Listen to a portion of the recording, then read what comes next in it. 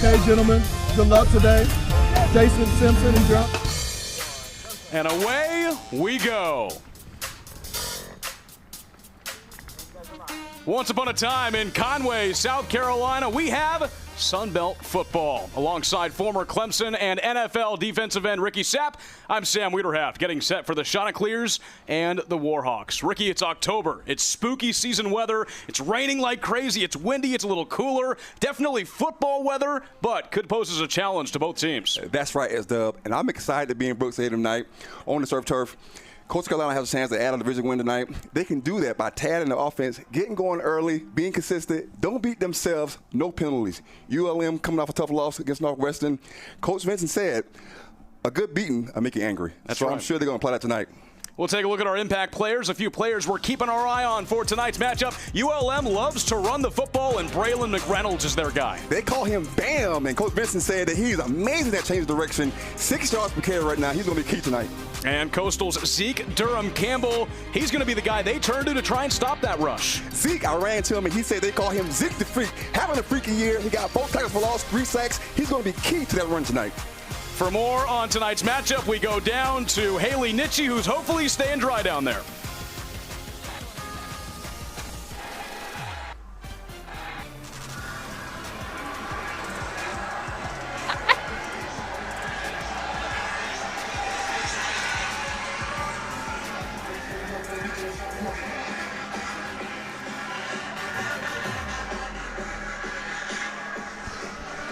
Chanticleers come in 2-3 overall on the season. A loss last weekend to Old Dominion. 1-1 so far in Sun Belt play, with their one win being over South Alabama. ULM, oh, Ricky, you mentioned it, a tough loss to Northwestern last weekend. Overall on the season, they're 3-2 with one win against Arkansas State in the inaugural Rice Bowl. That was played a few weekends ago, but this is an environment that we have not seen this season, raining pretty hard. Yeah. And as you said earlier, it's spooky season with rain. It doesn't get any better than that for football. Just tried to open the window of the broadcast booth. The rain just came flooding in, so that's not going to be an option. But Coastal Carolina trying to get another Sun Belt win after a big win in their Sun Belt opener against South Alabama, 38-20. It was a setback last weekend on the road to Old Dominion. And we talked to Coach Beck. You know, he said some of the things that they want to do is go back to what they did against South Alabama. Get going early and make big plays on third down. Chanticleers will be receiving first. That's Jacob Green, the kicker for ULM, who started this Monday. They've had some problems with injuries at the kicking position. Jacob Green answers the campus-wide email, and now he's kicking off to start this one.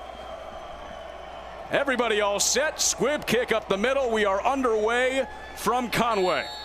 And S-Dub, you're talking about coming in on your first game here in the surf turf. You just walked in, had a workout. What an amazing opportunity that is for him.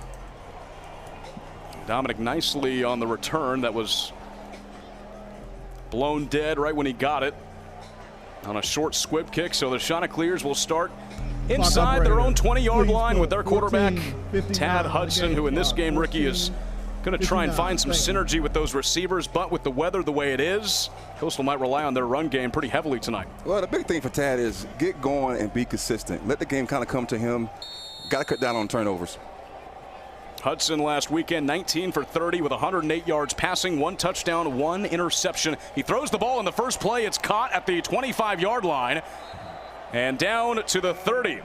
That's Brooks Johnson. A couple of receptions for 11 yards against ODU, and he gets Coastal their first down. And we see they're going to hurry up right here. That's what he needs, something quick to get him going.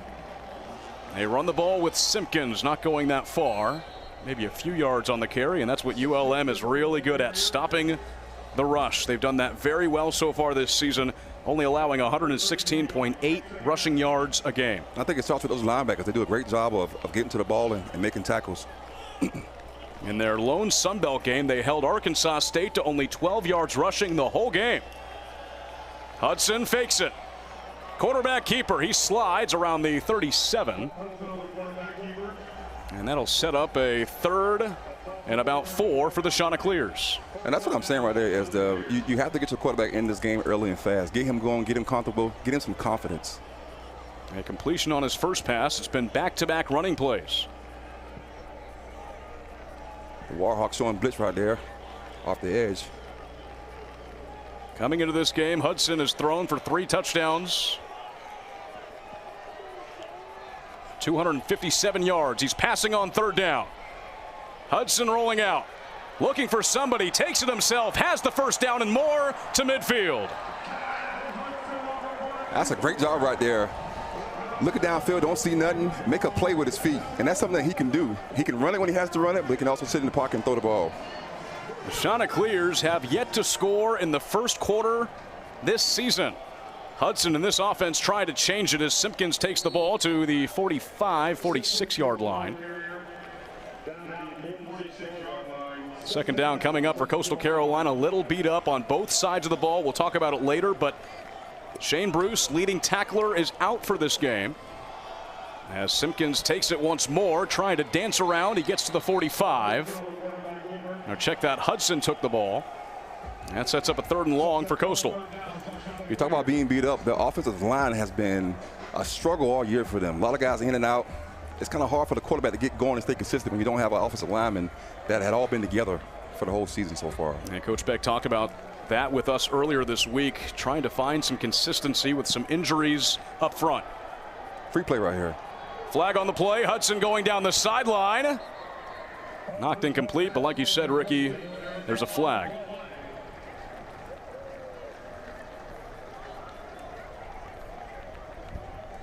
Offside. Defense, number 14. In the neutral zone with the snap. 5-yard penalty. Still 3rd down. So Coastal will take that offsides call and move up a few yards. Makes this 3rd down a little bit easier. And Ricky, with this environment, this is like a bring your own energy kind of game. Yeah, you have to. You got rain. You know, a lot of fans decide to stay home. You got to bring your own energy. You got to create something right here.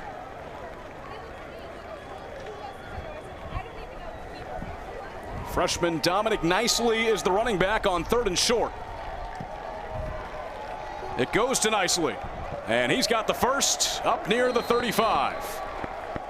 One thing Coach has done a great job of this year is using all running backs. Simpkins, Javon Edwards, Dominic Nicely, Jalen John, all getting in the mix for Coastal. Handoff once again.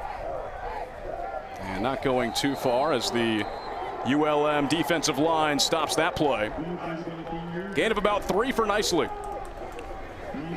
O'Brien Vincent, the Warhawks head coach, stressed to us that their philosophy, establish the run and stop the run. That's how they win games. They go slow. They want to eat up much of that play clock as they can and keep their defense off the field. Something you don't really see in college football today. Man in motion for Hudson. Gets the ball on the end around to the near sideline, out of bounds. And it's Robbie Washington. Washington does a great job right there, getting around and then getting some green right there. 1st down for Coastal at the 26. Washington did not have a reception against ODU last weekend.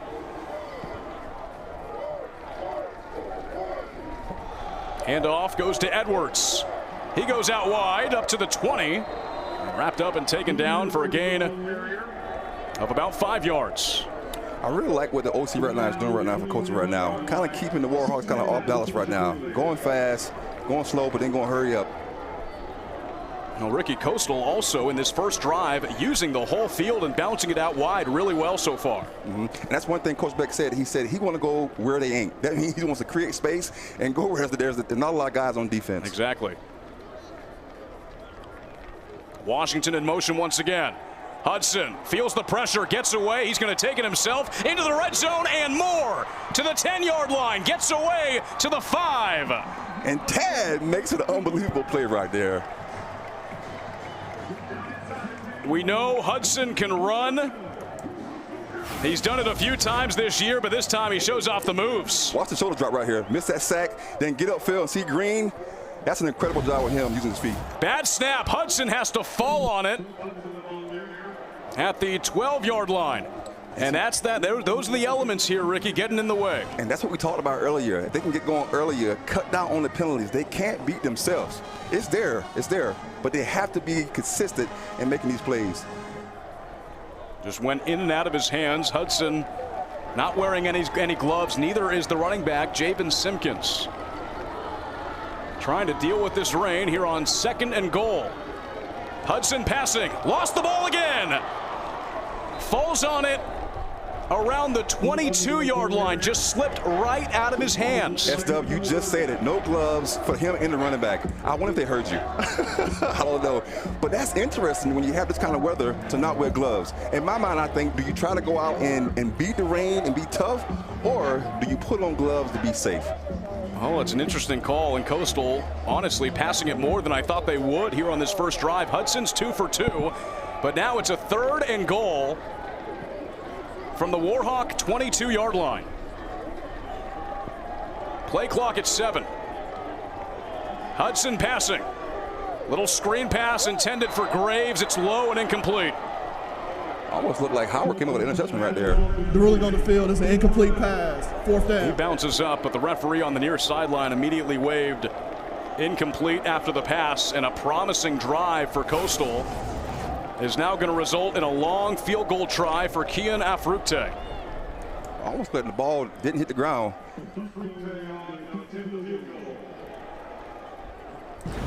A 39-yard try for Kian Afrukte.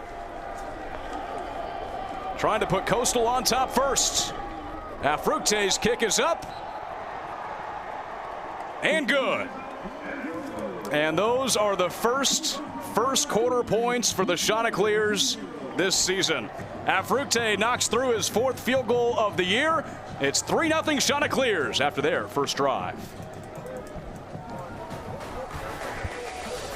This is going to be hard, man. This is going to be really hard. I opened that thing and I got...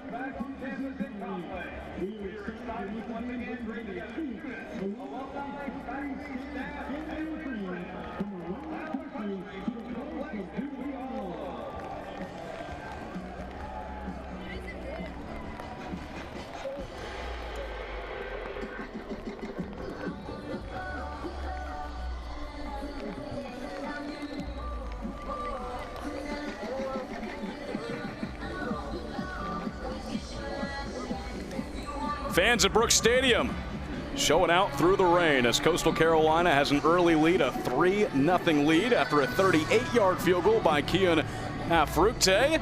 Saw a lot of positive things on that first drive there, Ricky. Chanticleers moving the ball and then had some fumble issues with the wet football in the red zone. Well, we talked about it earlier. They got to get going early, and I think they did a great job of having him build his confidence. He got going with some good plays, then got down to the red zone and had some more issues with keeping the ball in their hands. Coastal shaves off over 6 minutes here in the first quarter on their opening drive as Philip LaForge sets up to kick off to ULM as they get ready for their first offensive drive.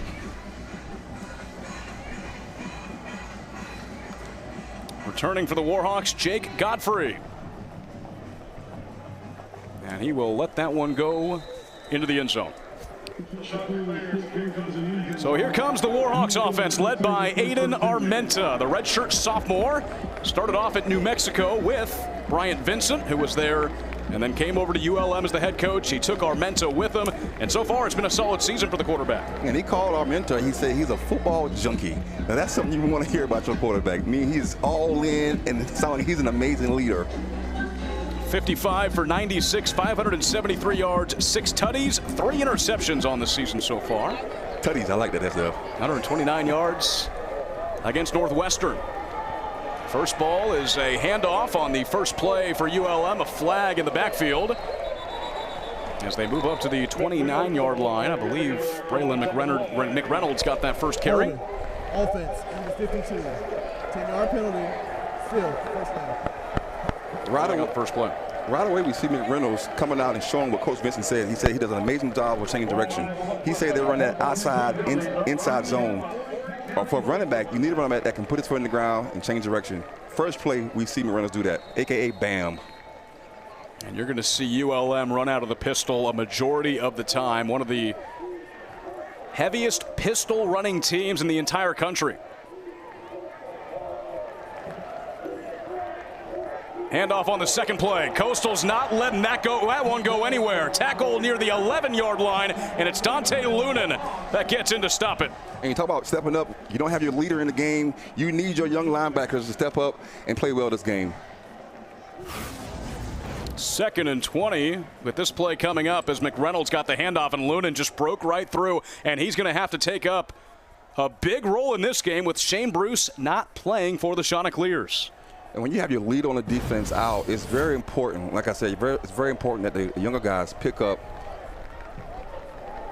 Handoff to McReynolds once again. He tries to bounce out wide, finds some open space, wrapped up and brought down at the 17-yard line. Noah Arinze with the tackle, the Sun Belt Defensive Player of the Week a few weeks ago after South Alabama. That sets up a 3rd and very long. Very important for Coastal, like I was saying, to pick up where Shane left off and lead this team.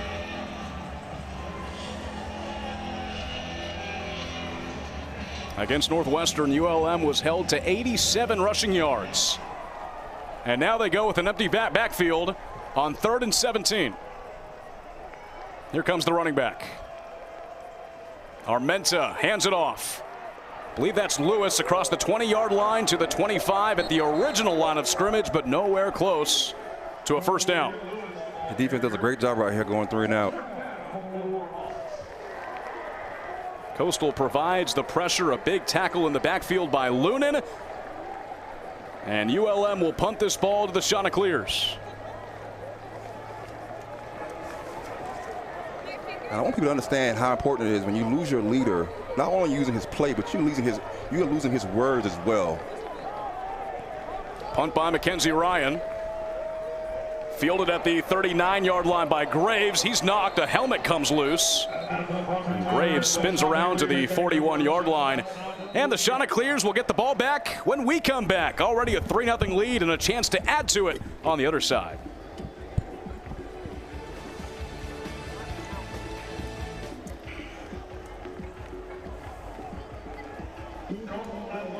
All right.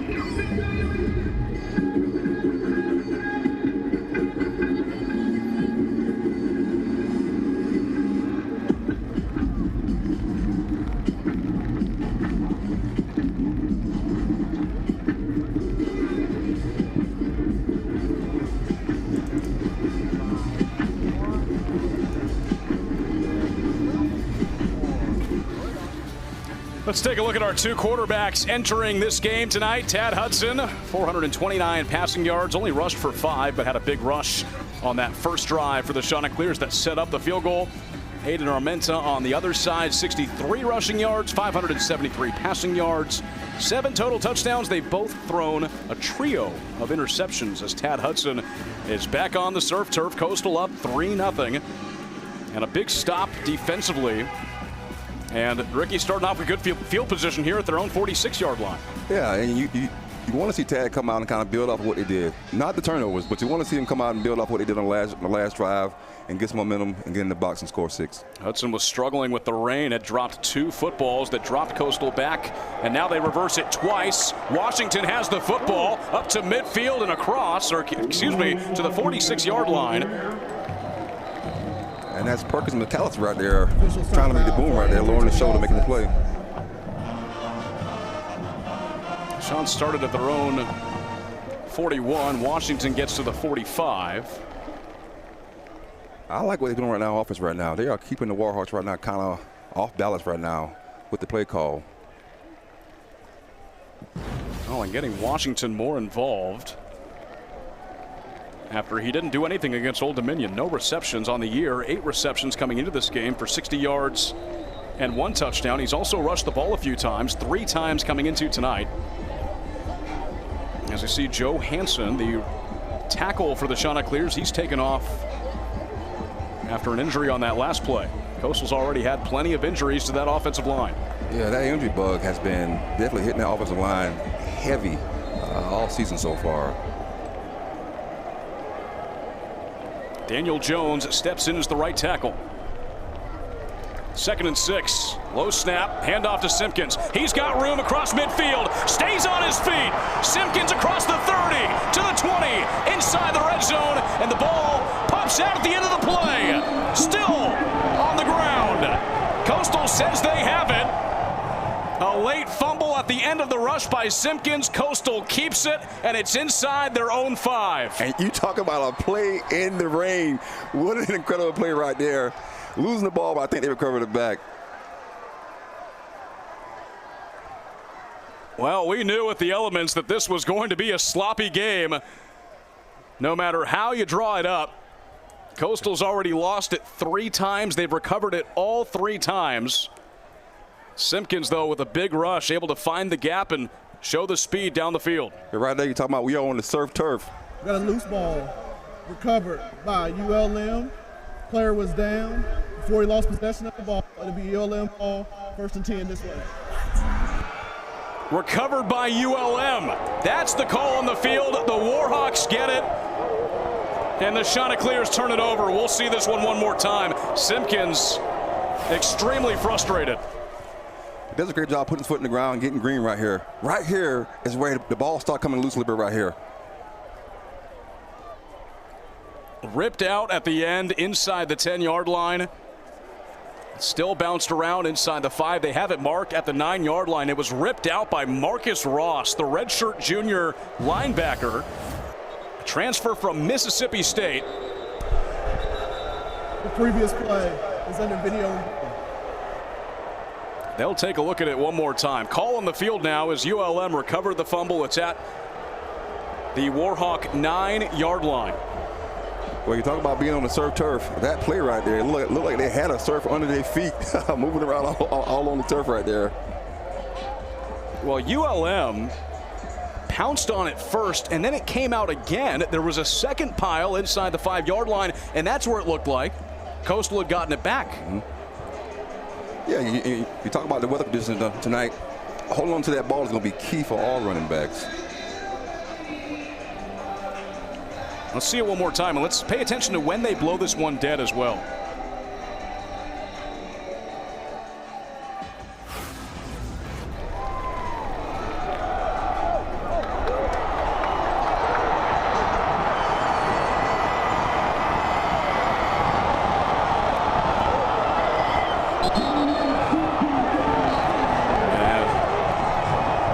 That whistle was blown before the second pile, before it came out again. It was blown as the ball was on the ground. Definitely sounded like it, but that was a great job by Ross coming over the top and going for the ball. Ross had 4 total tackles against Northwestern, 15 on the season, with 1 tackle for loss coming into this game. Missed all but 1 game last year at Mississippi State. It's a 46-yard rush for Javen Simpkins.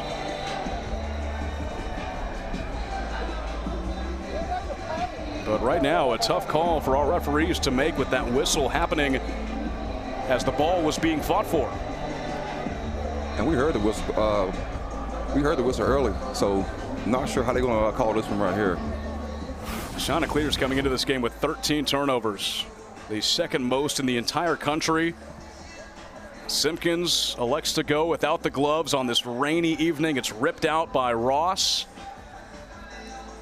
ULM had 3 players try and bounce on it, and then another recovery by Coastal, but the whistle was blown before that happened. I think here's a call from the refs. Yeah, here we go.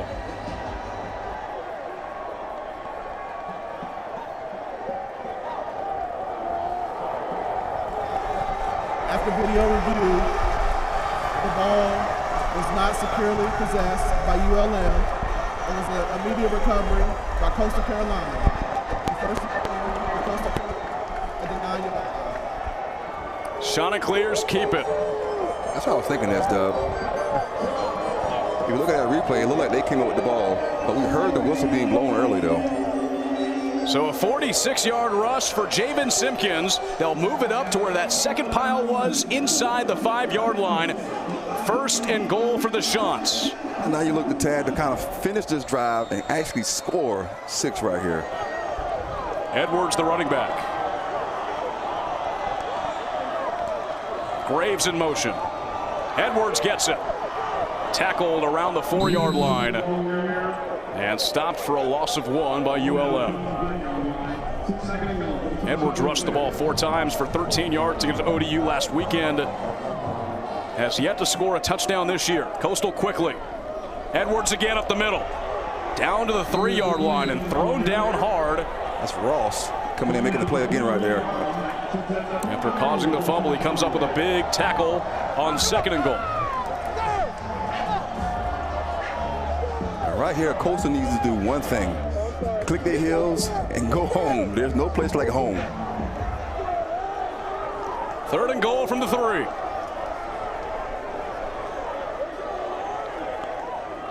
Hudson passing.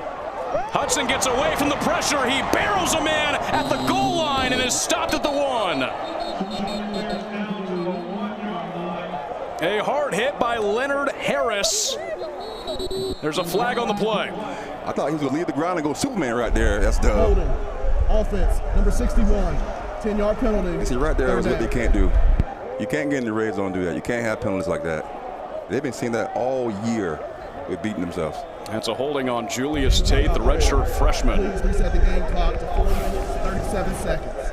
4 minutes, 37 seconds. Started against ODU last weekend. Here's the holding right there as Hudson fought to get into the end zone. It pushes Coastal back. And I'm sure that has to be frustrating for the head coach when you talk about having injuries with that old line. 3rd and goal from the 13. Simpkins gets the handoff. Tries to bounce back to the middle. Another flag on the play as Simpkins got to about the 9.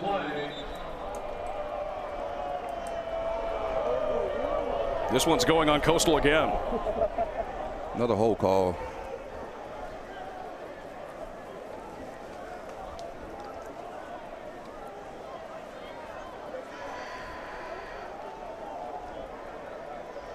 Looks like back-to-back holdings on Coastal. Holding. Offense, number 51. That penalty's declined. Resulted in play 4th down. Entering this game, Coastal is averaging 60 yards given up on penalties per game. And that's rough, when you're talking about coming in a game like tonight with this kind of weather condition. You can only pray that they hold on to the ball and do a great job of not beating themselves.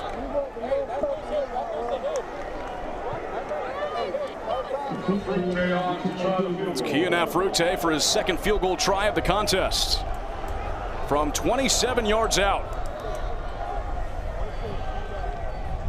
High snap. Afrute's kick, and he's got another. Afrute has knocked in 2 field goals tonight. Coastal with 6 points in the opening quarter and an early lead here in Conway.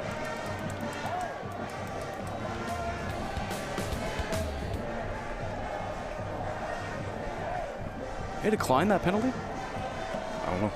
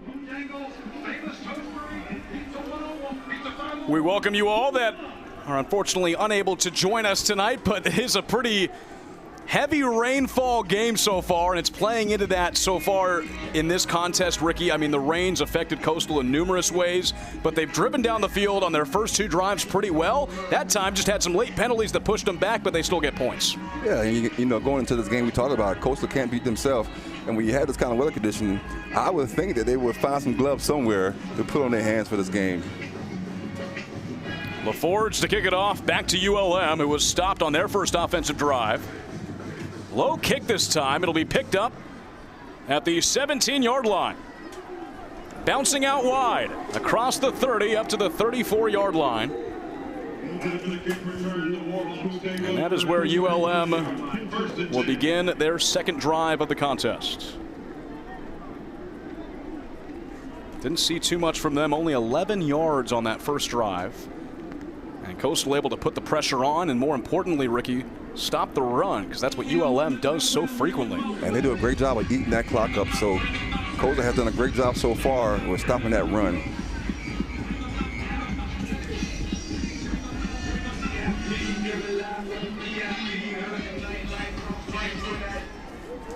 First play, handoff up the middle. And this one will go for a first down to the 44-yard line.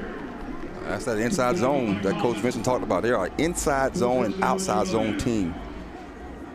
That's McReynolds, who's averaging over 6 yards a carry so far this season.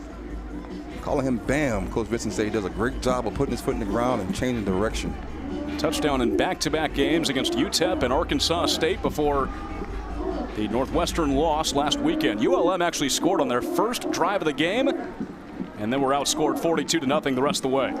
Back-to-back handoffs to McReynolds. This time he's wrapped up and taken down for a loss. That was big Trey Brown right there making the play, who I've been impressed by him all year. He's been getting better and better. Had a big hit last week, and to come and see him come out tonight and make that play, definitely love to see it. Love to see the defender get better.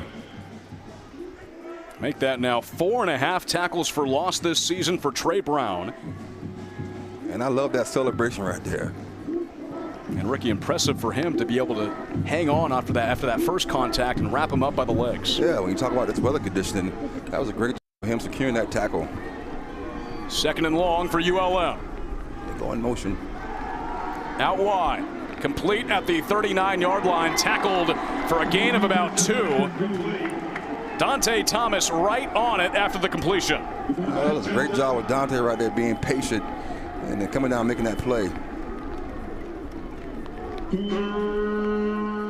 3rd and long for ULM, who has not been able to get their offense to click so far in this first quarter.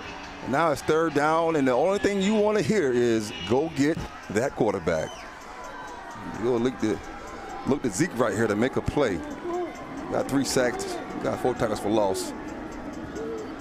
Sean showing blitz. They back up and rush 5.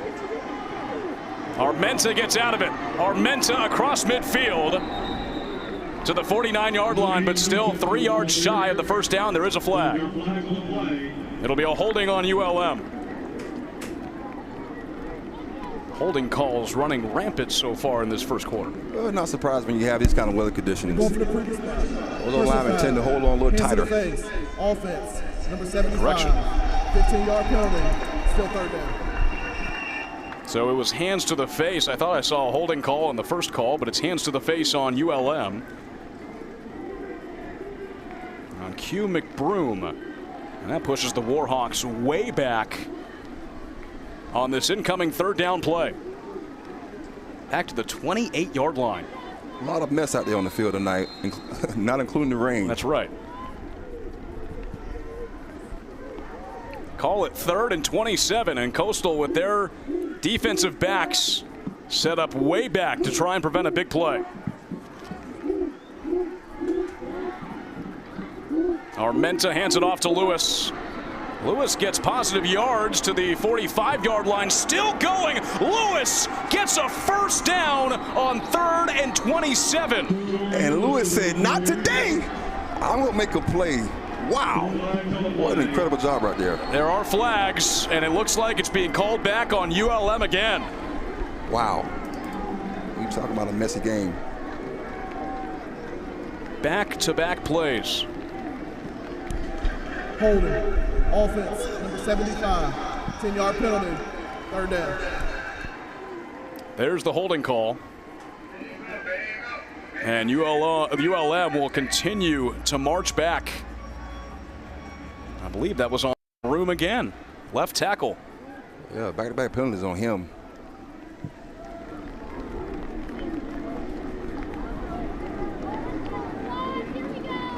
Setting up for a 3rd and 27 again from the Warhawk 25-yard line. Little over a minute to go in the opening quarter.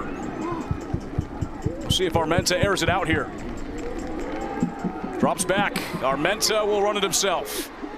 To the 30-yard line, tackled forward to about the 33. And I meant to say, Lewis, I think I can do it too. And he tried to make a big play right there on 3rd and long. Jaden Bryant comes up with the tackle, and the Warhawks are forced to punt once again. So take away that Lewis 28-yard rush on 3rd and 27, called back for a penalty. ULM punting once again from their own territory. Well, right now we're seeing a lot of penalties from both sides of the ball, and you expect that with this kind of weather.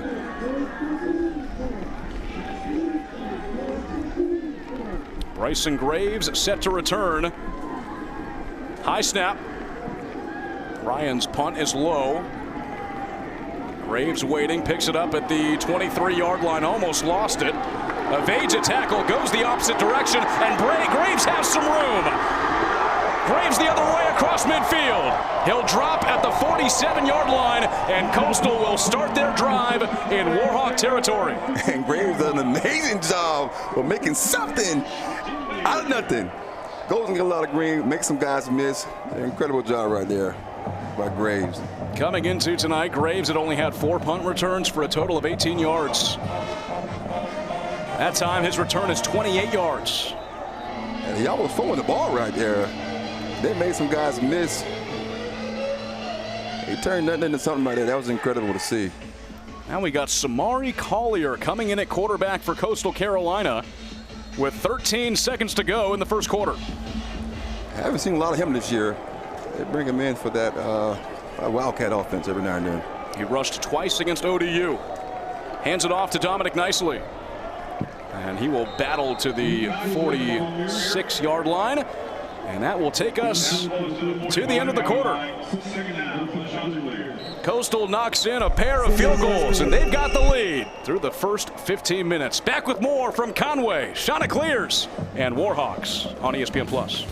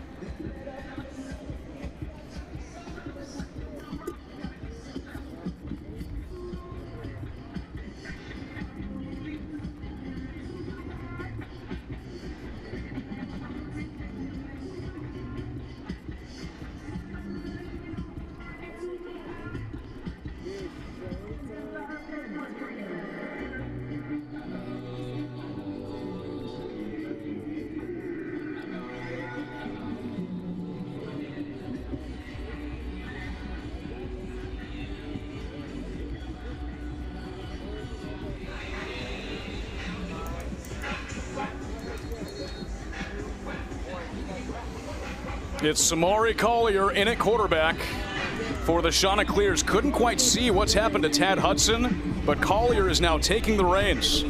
Transfer from Hutchinson Community College, a very decorated player there. He won a national championship in junior college last season, and now he takes the reins for the Chanticleers as we begin the second quarter. Now it'll be interesting to see what the OC does right here to get this guy right here going. He hasn't seen a lot of playing time this year. No, he is not. Collier's had 4 rushes for only 2 yards so far this season. Collier gets a chance to air it out. He goes long down the sideline, has a man inside the 20, but overthrew him. And it's incomplete, looking for Malcolm Gilly. Wow, you talking about having confidence in him right away, let him air it out. I was not able to see Hudson on the sideline as Collier gets set for this 3rd and 8 play. Redshirt senior from DeSoto, Texas. He's now the 3rd quarterback used for Coastal this season. They lost Emmett Brown in fall camp. MJ Morris started the year. Then it was Tad. And now we got Samari. Play clock down to 5. Collier hands it off. Need 8 yards to go. They get to the 40-yard line with Nicely. So it's a 4th and 2, and this looks like 4-down territory here, Ricky. Yes, sir, it does. You're talking about having a tough year with these injuries, though. Now you have a quarterback out. That's tough to get going for our offense. 4th and short.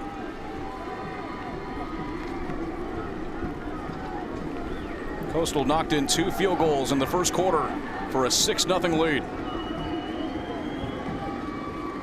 Another handoff to Nicely. He is stopped short at the 39-yard line. ULM makes the stop on 4th and 2. And the Warhawks will get the ball back with a little bit of momentum now, Ricky. Yeah, you talk about that defense coming into this game. They do a great job of getting to the ball and making tackles. That's a big play right there to get your offense back on the field and get going. Nicely tried to bounce it out. Looked like he got tripped up with Daniel Jones, the tackle. And ULM takes advantage of it and drops him for a stop. So that goes into the play with this weather conditioning. Running backs having a hard time staying up.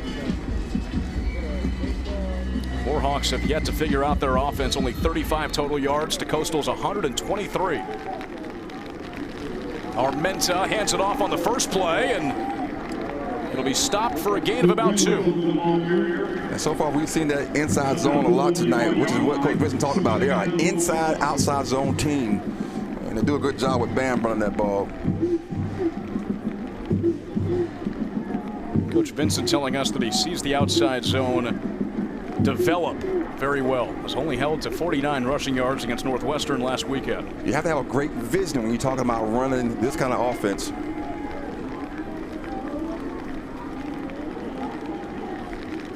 Armenta with 2 running backs. He'll roll out right side, has a man, underthrows him. Incomplete. It was Julian Nixon, the tight end, who was open and could have gone for big yardage. But Armenta short arms it, 3rd and long once again. Look, it was a tip ball right there. That was a great job by the defender right there on Coastal. Having your hands up, trying to make a play.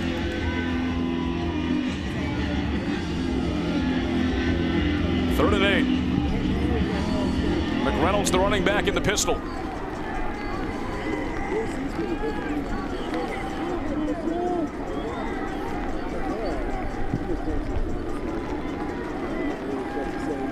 Coastal blitzes 5. Armenta passes down the sideline. It's incomplete. In and out of the hands of Nick Trujillo, who was out until the Northwestern game, caught the first and only touchdown for the Warhawks last weekend. This time can't connect with his roommate Armenta, right through the hands, and Warhawks are facing another punt. Solid coverage for the Chanticleers as well. Yeah, that was a great job right there. Making a play, getting off the field. Graves had a 28-yard punt return his last time. 3rd punt already for ULM. It's a short one. Fair catch by Graves at the 29-yard line, and Coastal has the ball back. They've already knocked in 2 field goals. A chance to put some more points up on the board. 13-18 to go in the first half from Conway.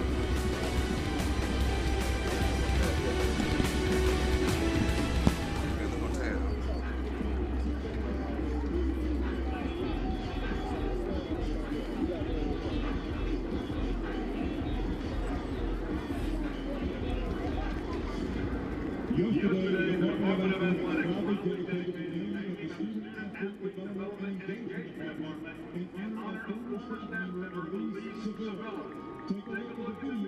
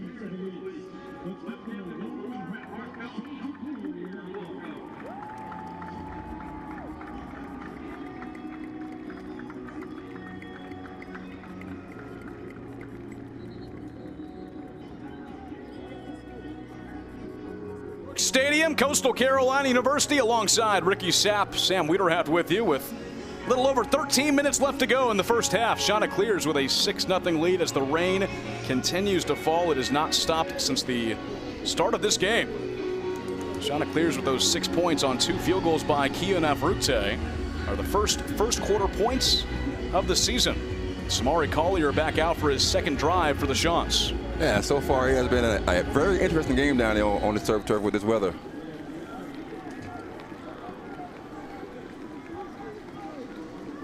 Collier drops back. He's got Simpkins right in front of him. He goes across the field. It is dropped at the 46-yard line with Graves open. Incomplete. Yeah, Graves is a guy we haven't heard a lot from this year, but getting the ball, definitely got to give him the ball a little bit more. I think it'll help his offense. He leads the team in receiving yards coming into this game with 108. Chanticleers have 2 receptions, 2 of 5 so far tonight. Graves in motion. Handoff to Simpkins. Stopped on the first contact at the 30-yard line, not going anywhere for a gain of maybe a yard. And Simpkins tried to make something right there happen right there. Couldn't get much going. This is really a grinded out game. Both teams trying to figure out what works offensively with the elements. Now it's Nicely in at running back. 5 carries, 16 yards for Nicely. He goes in motion. Collier passing. Collier to the far sideline. It is incomplete, but for sure a flag coming in. Heavy contact with Jamison Tucker. That's David Godsey Jr. Look, his hand got knocked right there before he threw the ball.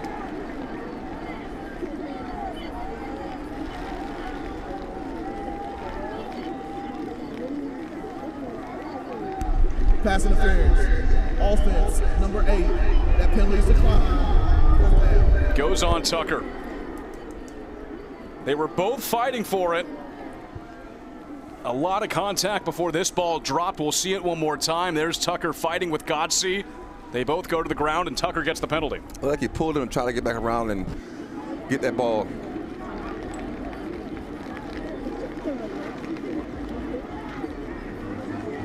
Messy game right now between these 2 right now. Yeah, you're not kidding.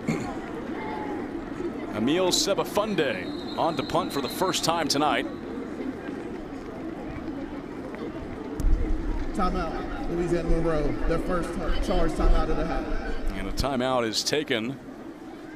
This will be a 30-second timeout. With 12:28 to go in the first half. ULM takes a timeout.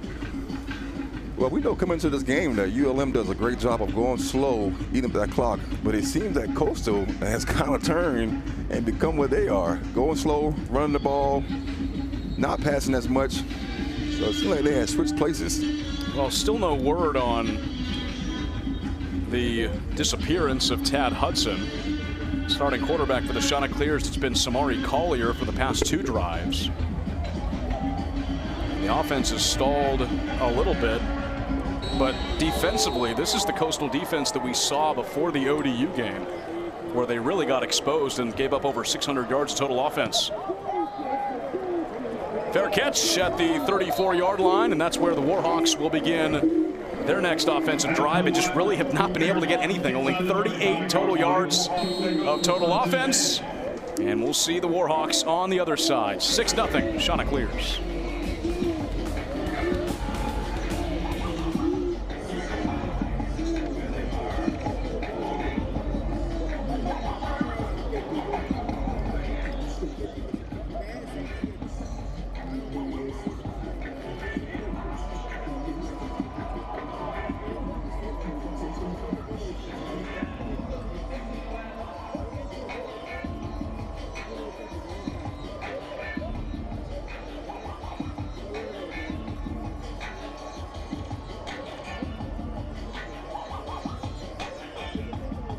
It's time for Game Day Trivia, presented by the 250th anniversary of the state of South Carolina. Tonight's question is, which South Carolina television owner turned militia leader was key in defending the backcountry from the Loyalists during the Revolutionary War? Scan the QR code now to make your guess and have your chance to receive gift cards from Marguerite Bell, Texas Toastry, Land Shark, Pizza 501, Bootjangle, or Jersey Mike's.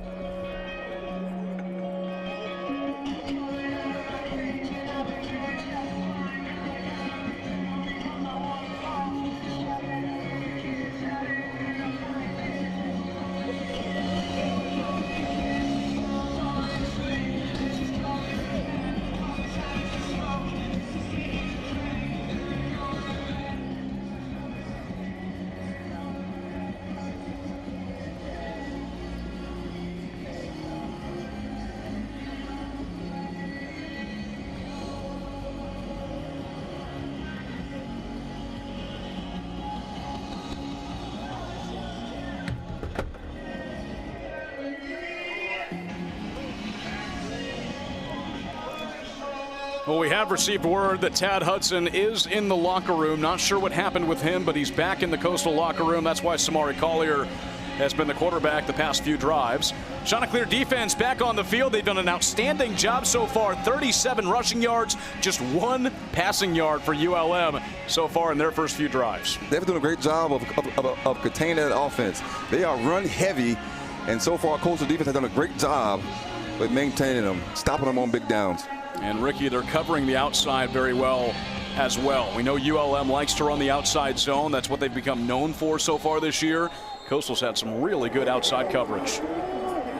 Dorian Lewis is the running back. They'll pitch it off. Coastal back with a stop for loss with Luke Murphy. That was a big play right there. Great job coming down here making that play. Jonathan Bibbs got the pitch, tried to bounce it out wide, but once again, Coastal covers it.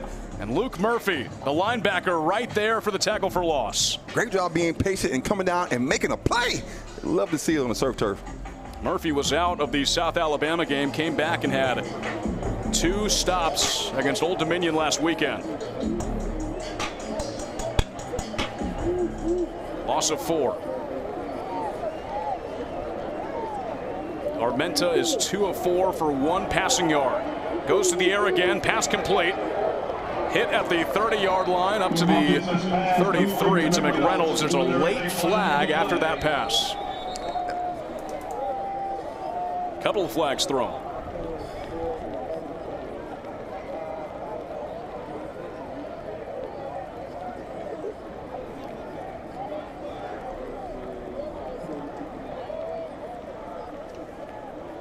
Going ULM again. Blindside block. Offense, number 8. 15-yard penalty, second down. Penalties have been abundant for ULM in this first half.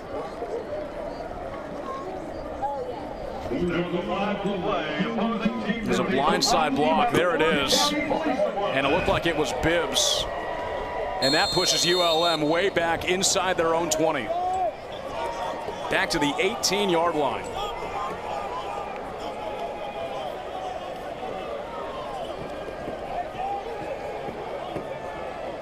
ULM really with no choice but to try and pass. They don't. McReynolds is stopped at the line of scrimmage again and driven back. This Chanticleer defense is taking no prisoners tonight. That was a great job by Noah right there, coming and making that play. Did a great job breathing down and making that play right there. That was really good.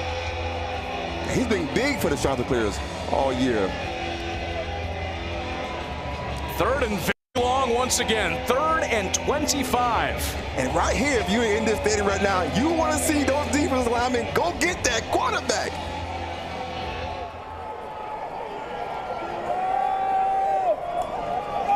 Armenta hands it off to McReynolds. McReynolds on the outside is tackled. Coastal defense has all the juice and a big drive for number 20, Luke Murphy. That was a great job right there by Trey Brown, making the play right there. Not giving up on the play, showing great effort. Oh, can you feel the energy and stuff? Well, like I said before, early in this game, it's a BYOE kind of game. Bring your own energy. Coastal is certainly doing that, at least defensively, in this first half. Now trying to get the offense back in rhythm like we saw the first 2 drives. Punting from way back. Another short punt that'll bounce at the 47-yard line in Coastal territory. And back to the 42. That's where Coastal will start this next drive again. Tad Hudson is in the locker room. So dealing with something. It's been Collier for now his 3rd straight drive. I want everybody to know it is extremely hard to come out here as a quarterback and play in this kind of conditioning. Quarterback and running back, you want to see him wearing gloves, which we haven't seen him so far for the Chanticleers. Collier is 0 of 3 passing so far. Coastal with 106 yards on the ground in this first half. It'll be Collier running it this time. Collier spins around, has the first down and more into Warhawk territory. That was a great job right there on Collier. A big play right there, spinning and turning. Well, the key to success has been the running game for the Chants. They're 2-0 when rushing for over 180 yards. 0-3 when rushing under 100. Right now on track for much more. 122 rushing yards in this first half. Timeout.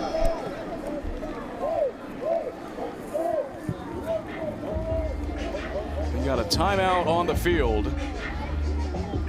Game clock. Please put 9 minutes and 38 seconds on the game clock. 40 seconds on the play clock. 9 minutes, 33 seconds. 9 minutes, 33 seconds. Potentially some clock issues trying to figure it out. It goes up to 9 minutes and 33 seconds in the first half. Yeah, everything tonight is a mess tonight. Penalties, play clock. We got it all here on the Surf Turf. That's what makes it fun. Oh, yeah. You don't know what you're going to get. Collier on 1st and 10, hands it off. I believe that's Jalen John getting in on the rushing party as Coastal swarms the football, trying to push him forward. He gets to the 39-yard line. It was Jalen John. 9 rushes for 27 yards against ODU. And he gets his first one here tonight. Yeah, and that ULM defense doing a great job right there, showing what they can do. Gang tackle, get to the ball. 3-yard gain. Collier back to pass, has time. He'll roll out and take it himself. Gains a few, takes a big pop at the 36. Yeah, Ross came downhill and lowered his shoulder. Down to the 36-yard line. About a 3rd and 4 coming up for Coastal, but they are sticking to the run right now. Collier had time to throw, decided to take it himself, gets positive yards. Right here, ULM showing blitz right here on the outside. 3rd and 5. Chants on 3rd down tonight, 2 of 6.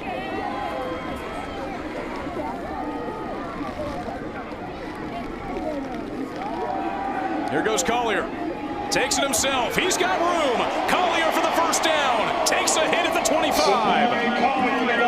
Another big play by the quarterback. You love to see that. He had a gain of 16 yards earlier this drive. This time he gets Coastal a first down. Quickly on the next play, a handoff up the middle is stopped at the 22. Now, what was so great about that last play is ULM did an inside blitz. Collier saw it, got outside, made a play.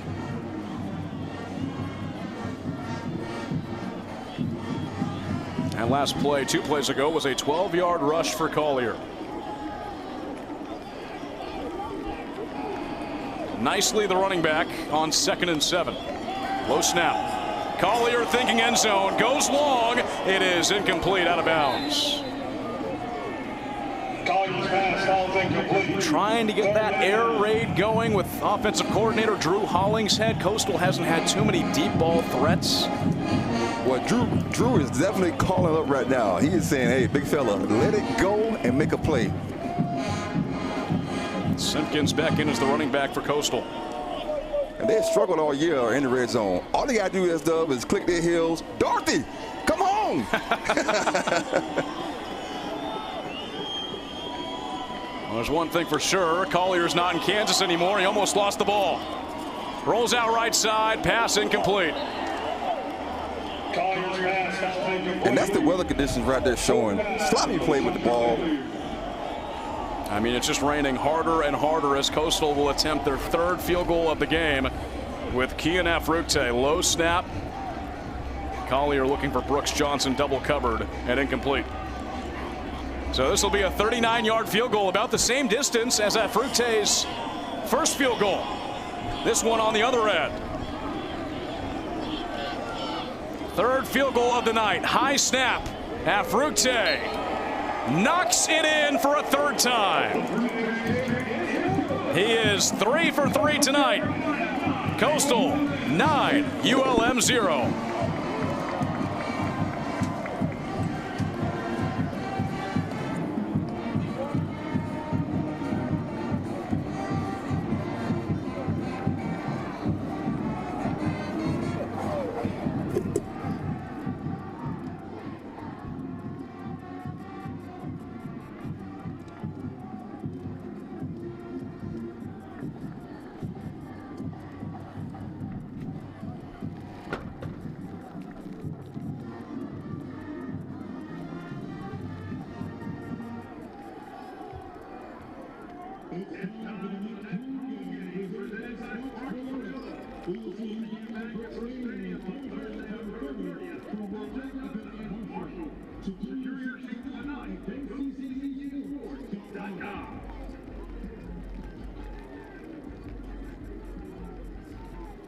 It's time for the flag presented by Grand Trans.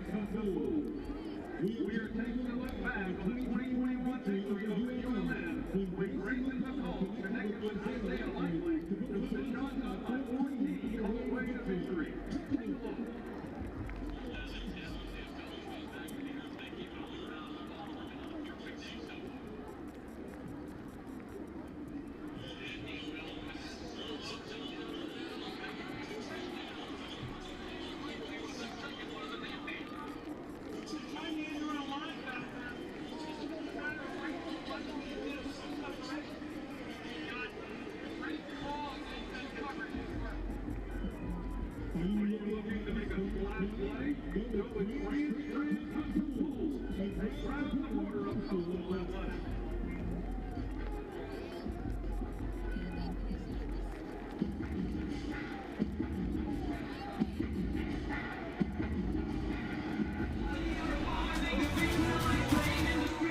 Three field goals for CCU. It's 9-0 with 6:59 left to go in the first half. And, oh, Ricky, what do you say all the time on third downs? Go get the quarterback. Well, those are three guys that do it at a very high level, all playing in this game. Dylan Howell leads the Sun Belt, 1 sack per game. D'Arco Perkins McAllister right behind him. And Zeke Durham Campbell for the Shants as well. Three very skilled players. Yeah, what you want to see with your defenders, get to the quarterback, especially on third down, getting off the field. Well, the Chanticleers have stopped ULM completely so far in this first half. A touchback will set ULM up for their next drive, but just 41 total yards for the Warhawks. 1 passing yard, 40 yards on the ground. Here's the key stat. Warhawks are 0 of 5 on third downs. Coastal stepping up when it matters. Coastal doing a great job of stopping that run, showing up on third down, which is what they've done a great job of all year. Playing defense, making a big play. Aiden Armenta, 3 of 5 with just that 1 passing yard.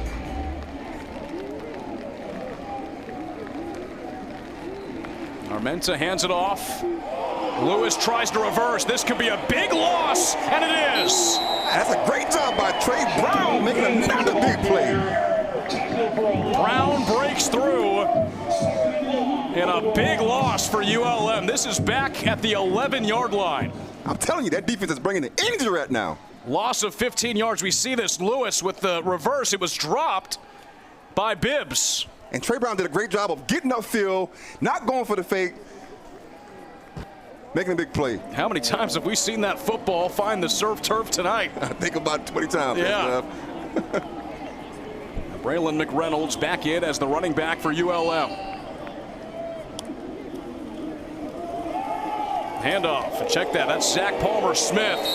But Coastal's not letting him get anywhere. They drop him back for a loss of 2. And that was a great job right there by Dante, coming down, making a big play. This is another 3rd and long. And with these plays for losses, those yardages to gain get bigger and bigger. And right here, you want to see Coastal get off the field. Go get the quarterback.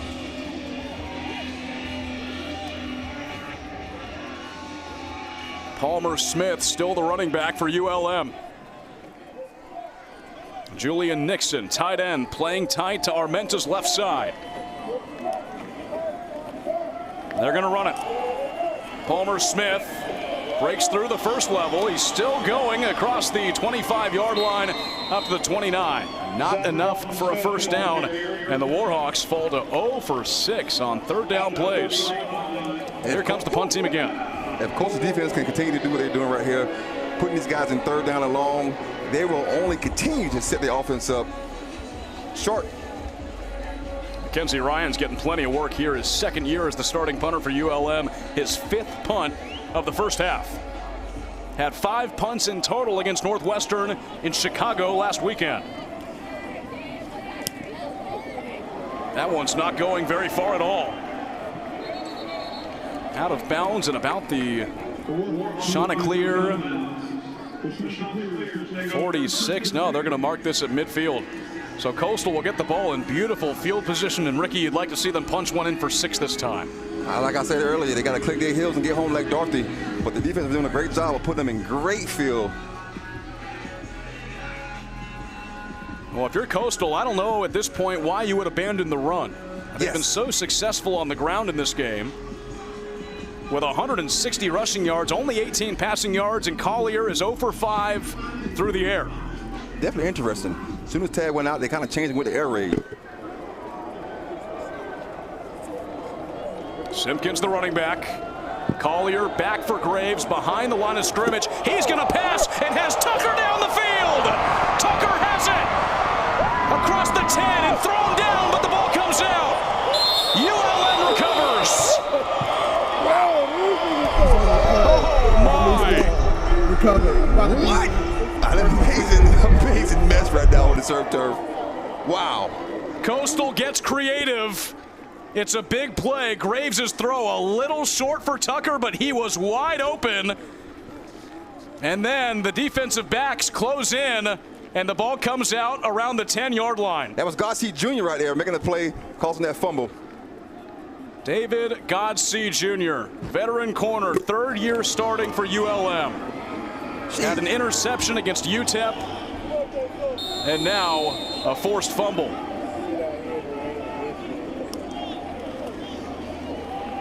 First play is a run. To the far sideline and pushed out of bounds. That was Palmer Smith right there showing up. Well, that would have been the most exciting Coastal offensive play all season, and it was there for a second. And then again, another fumble. We've seen so many footballs hit the teal turf tonight. And you talk about the weather conditioning. They are definitely showing it right now with all these turnovers. ULM has a fumble. They recovered it. Coastal's got 2 fumbles. They've lost 1. 1st and 10 for ULM.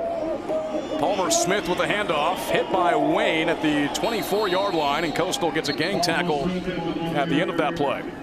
And now we see ULM trying to get that run game going right here.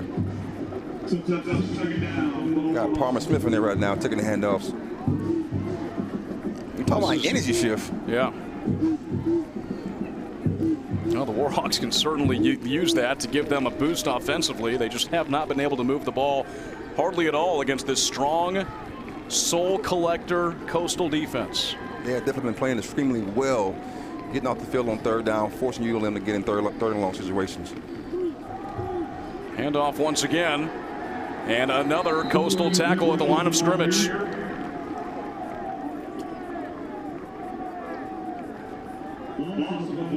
Go back to Braylon McReynolds. And now it's third and another sizable amount of yards to get. With 2:45 remaining in the first half. And right here, Coastal defense has been doing a great job so far with getting off the field on third down. Armenta 3 of 5 passing. McReynolds the running back. Man out in motion. Armenta drops back. Pocket collapses. He gets the ball off, complete at the 41-yard line. First down for the Warhawks, and tackled up near midfield. Pass complete to J.P. Coulter. That was a great job by Armenta staying in the pocket, getting up and making something happen right there. He led the team last weekend with 3 receptions for 14 yards against Northwestern. ULM looking to get into Coastal territory when we come back. 2-minute timeout. Warhawks trying to find some energy. What does the Coastal defense have to say about it? We'll see on the other side.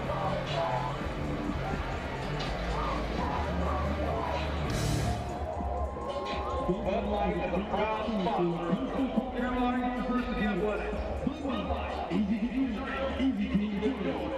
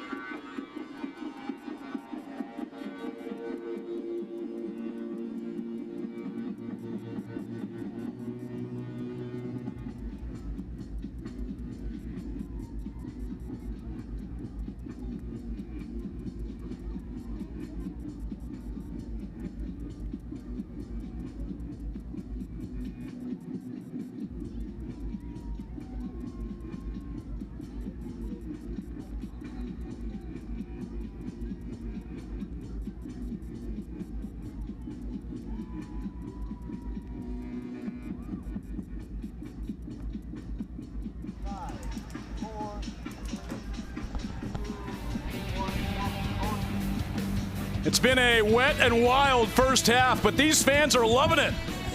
Embracing the rain here in Conway as their Chanticleers have a 9-0 lead. You gotta love that, seeing the fans out in the rain, having a good time. ULM driving with 2 minutes to go in the first half, trying to put some points on the board. Armenta back to pass. He's wrapped up and gets away. Armenta draws it out. Gets the pass off. It is incomplete.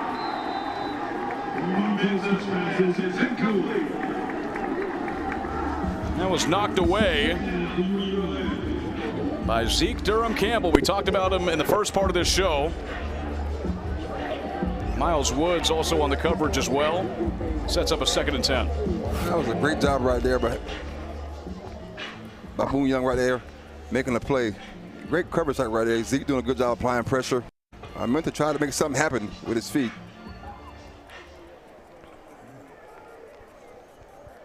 Second and 10 from the Warhawk 47. Tried to pass it a little bit more. Fake handoff. Here comes the Coastal pressure. Armenta throws it away. No one's there. We'll see if they get a grounding here. There was nobody anywhere close as Armenta was trying to escape the Chanticleer pressure, and it will be intentional grounding. Loss of down and a loss of yards coming for ULM.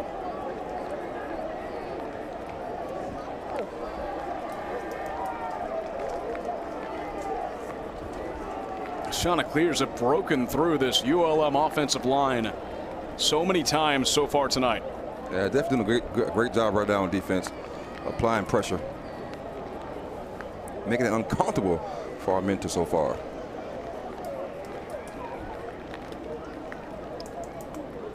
Warhawks have been penalized 5 times for 55 yards. And after this drive looked promising, they're now backed up inside their own 30.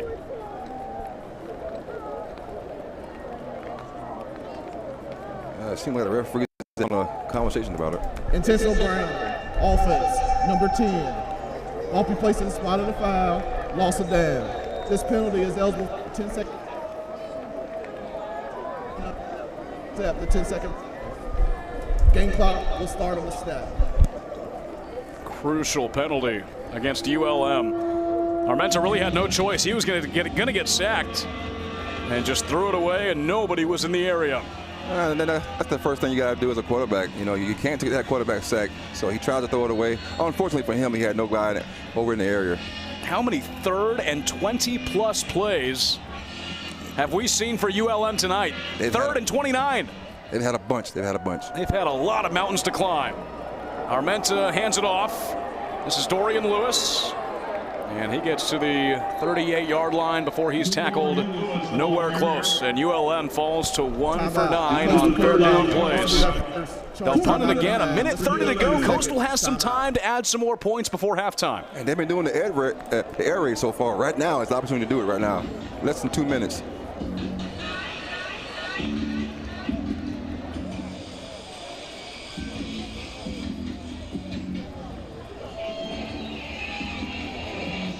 So it'll be ULM punting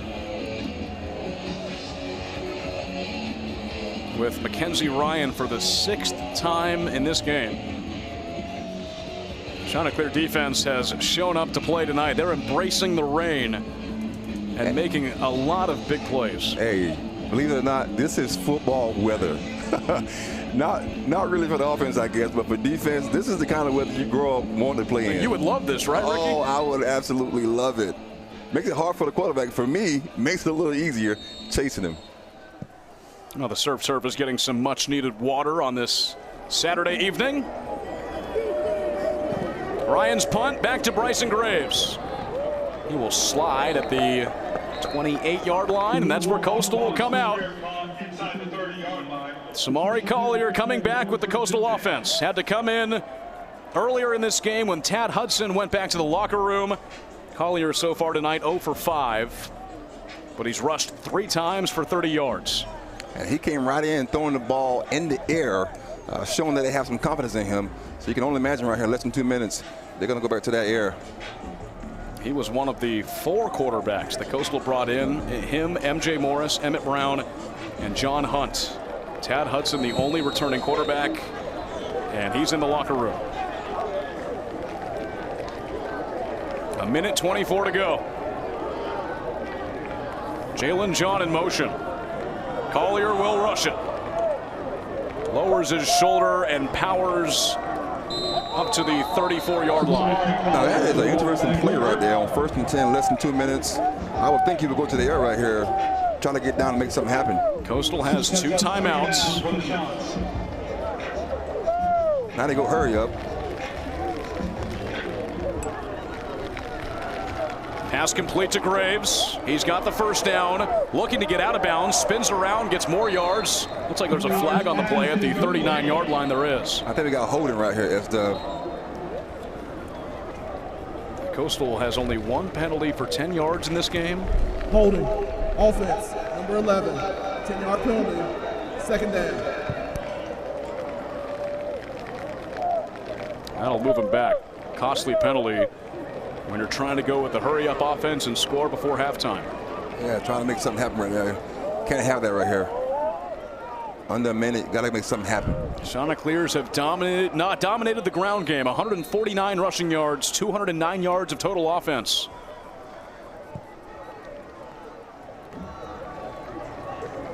Second and 8. Hand off to John. And he gets to the 34-yard line, so a 3rd and 3 incoming. As that clock goes down to 40 seconds, Coastal has not called their timeout yet.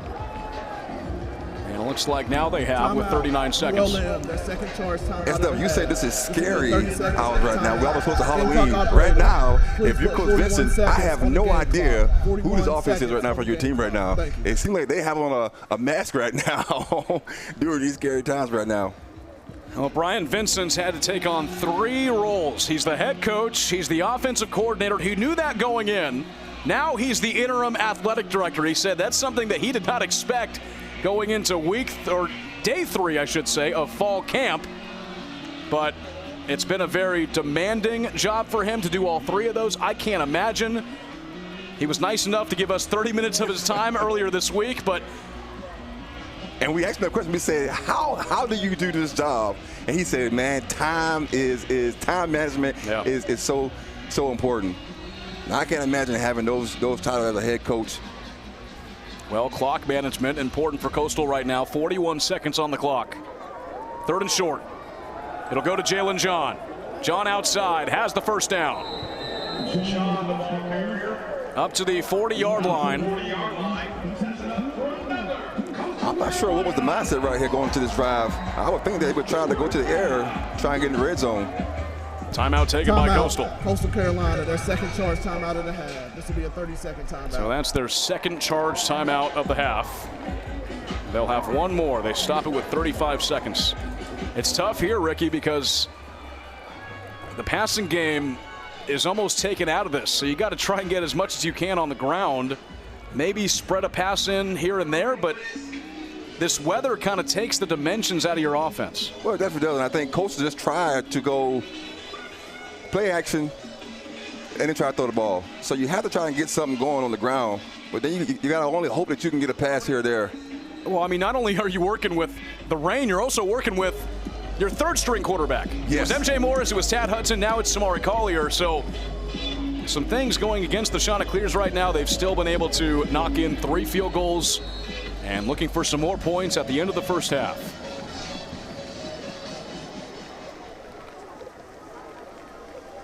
First and 10 from the Chanticleer 40. Collier spins around. Collier looking and throws it away. No option there. That play takes 9 seconds off the clock. ULM did a great job right there in coverage. Only rushed 3. Had everybody else in coverage right there. Trying to use that pass, just hasn't worked with Samari Collier in a quarterback, 1 of 7.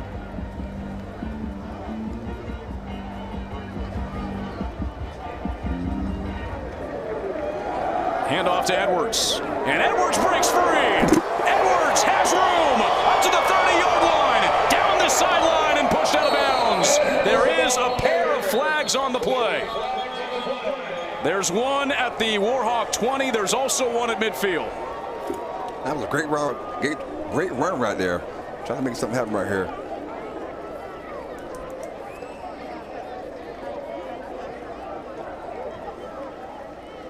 It's all the play is a run for a first down. Personal foul. Defense number 3. Participating without a helmet. That'll be half the distance from the end of the run. First down. Coastal Carolina. Huge. Edwards breaks free for a 43-yard rush. The penalty gets Coastal inside the 10-yard line. Exactly what they wanted here with minimal time left. Now you got to go finish. Got to go score 6 right here. That'll give you great momentum going into the second half. Coastal has 1 timeout remaining. Edwards stays in as the running back. You got 2 tries right here before you have to call timeout. His longest run of the season.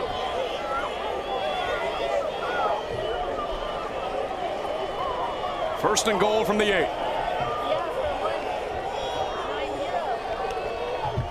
Collier back to pass. To the end zone. It is caught. Touchdown, Shawnee Clears. Brooks Johnson.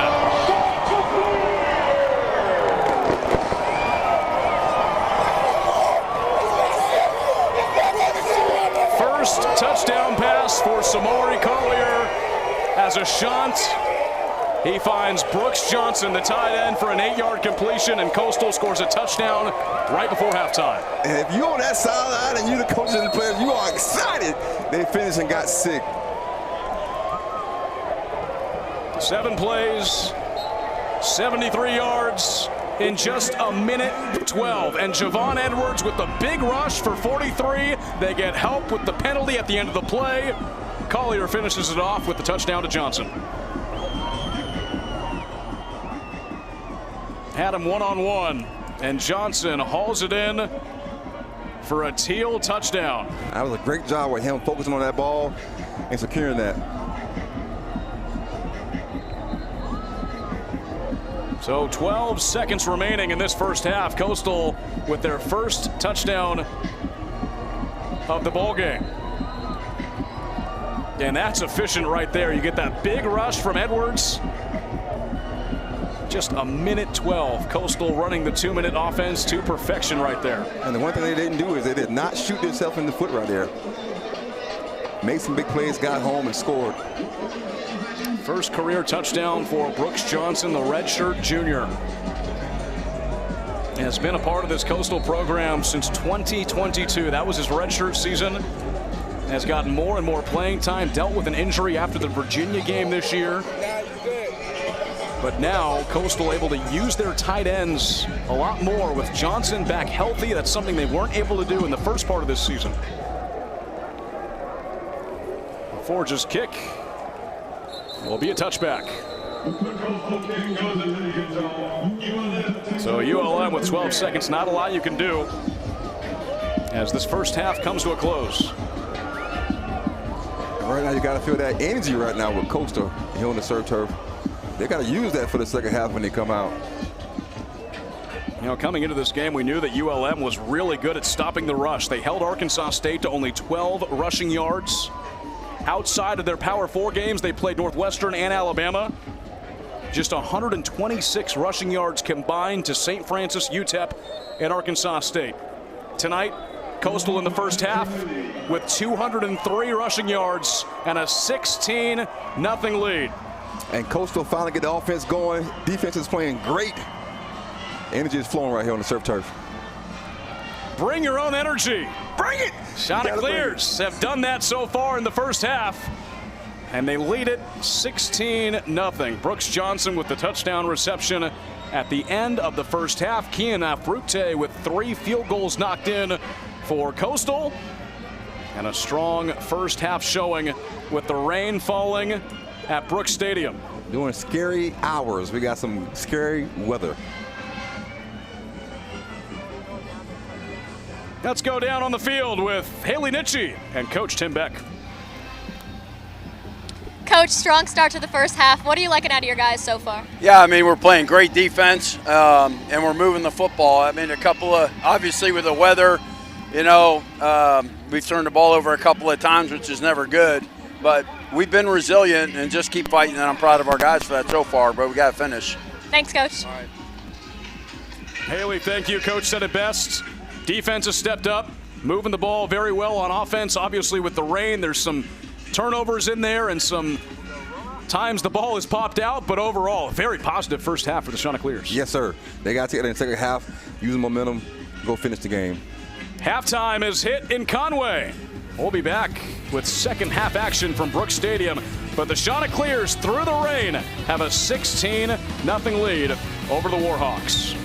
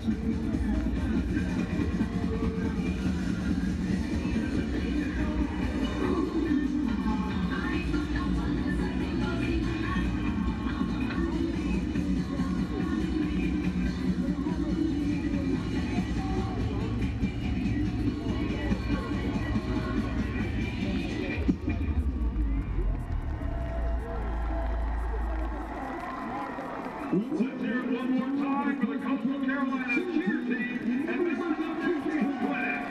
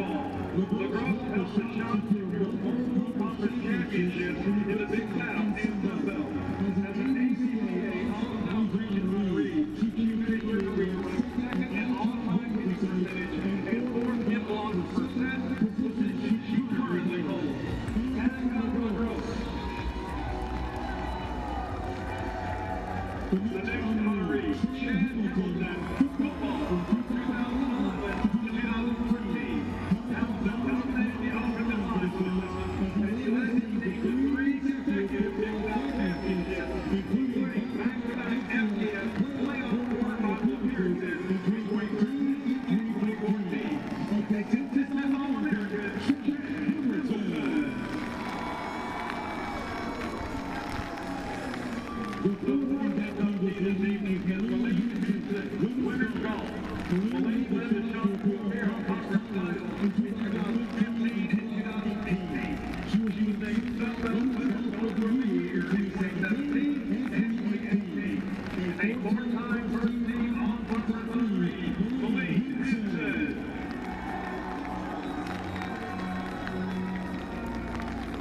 next inductee, Matt Lowe. Playmaker of South Carolina. That's the 16-year stint as the fourth division player before moving into the Department of Athletics. And his son, conference in the football subdivision. Under his leadership as the Director of Athletics, Sean won 14 regular seasons and 17 championships during his tenure. Ladies and gentlemen, Matt Lowe. Our last inductee this evening makes the 2016 National Baseball Coach of the Year, Junior Fielder. In his 29-year career as CCU, he totaled 1,108 victories, 13 conference tournaments, and 10 regular season championships. A 9-time Big South Coach of the Year, 2 times NFL Coach of the Year, an ACAA Atlantic Coach of the Year, and 2005 and 2016. The skipper of the 2016 NCAA National Baseball Championship team, Junior Fielder.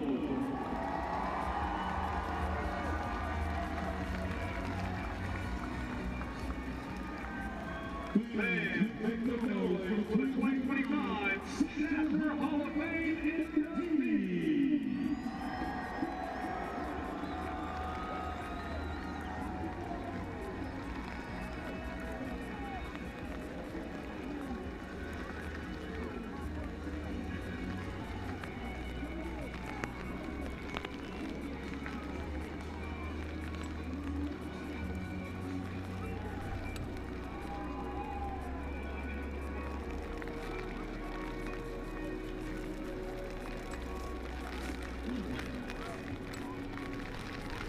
Ladies and gentlemen, the Hall of Fame, Jonathan Bridgman. If you give me that, who will do it?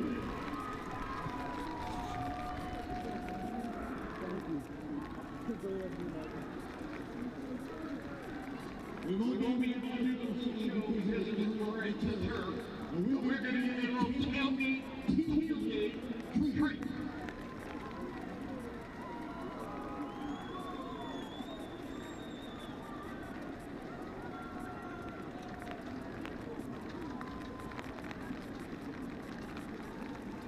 Individually arranged majors, Junior Grant, Mr. 16, Eric Harrington. Your Chanticleer Ornament.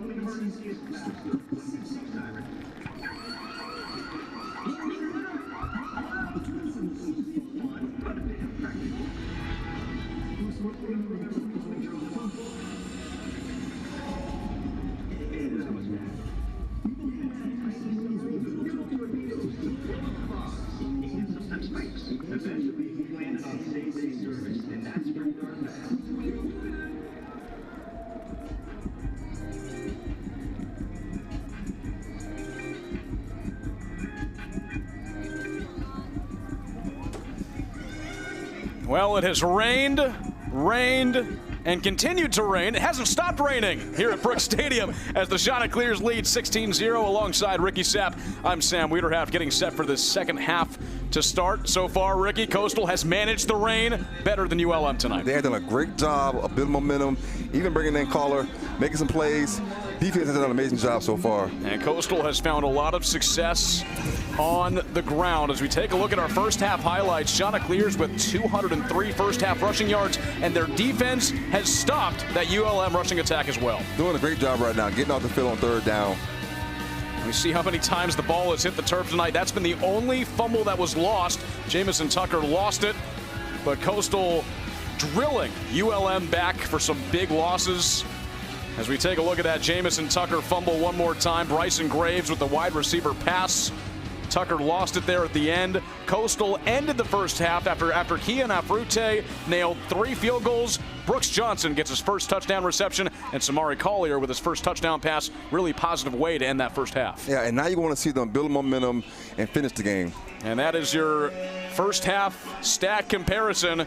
Difference is in the rushing yards, 203 for the Chanticleers, and they've been led by Javen Simpkins, 55 yards on 6 carries. Javon Edwards, 49 yards on 4 carries. That long 43-yard rush that set up the Coastal Carolina touchdown at the end of the first half. Samari Collier has also rushed 4 times for 37 yards as the quarterback. Tad Hudson was back in the locker room at the first half. He was in for the first few drives. Collier took over. And the Chanticleers have a 16-0 lead heading into the second half. ULM will receive, but the Coastal sideline getting juiced and bringing their own energy. Put it on a shirt, S-Dub. What did you say earlier? BYOE. we got to put it on a shirt. Yeah. But I bet Coach Vincent told the guys at halftime, look, guys, wake up. Remember who we are. We run the ball. We dictate the clock, not them. And they will start off with the football in this second half. Philip LaForge kicks it off. Low kick. It'll drop back to the 3-yard line, picked up for a return by Jake Godfrey. Coastal grabs him back at the 15-yard line. And that's where ULM will start. Let's go back down to Haley Nitchie. Hopefully things are all dry down there. I know they're not, but she talked to the coaches at halftime. Haley. Sam, I got to talk with ULM's head coach, Brian Vincent, about what adjustments he wanted to make coming into the second half. And he said that they need to eliminate the self-inflicting wounds and just execute. Yeah, they've had some penalties in some pretty crucial spots. 7 penalties for 64 yards as Aiden Armenta will start off this second half for ULM. Armenta hands it off. Wide open gap up the middle for ULM. It's Zach Palmer-Smith who's still going. Big gain on the first play. Braylon McReynolds, into Coastal territory. And that's what I was saying Coach Vincent said at halftime. Wake up! We got to remember who we are. Let's run the ball. Let's run the inside zone. And Bam makes a big play right there on the opening half. Their biggest play of the game. McReynolds had only 9 carries for 16 yards before a big one to set up this drive. Armenta rolling out, has a man open at the 40-yard line. He falls. Complete to Nick Trujillo. 41-yard rush by Braylon McReynolds. They call him Bam. Oh, I can see why. Size, he got speed, runs hard, and he does exactly what Coach Vincent said. Puts his foot in the ground and changes direction really, really well. Spent 3 years at South Alabama before coming to ULM this year and leading this ULM rushing attack that they've done so well in the first part of the year. Bam gets it again. And he is dropped at the 36-yard line. Sets up a 3rd and short. ULM has struggled on 3rd downs, 1 for 8 in the first half.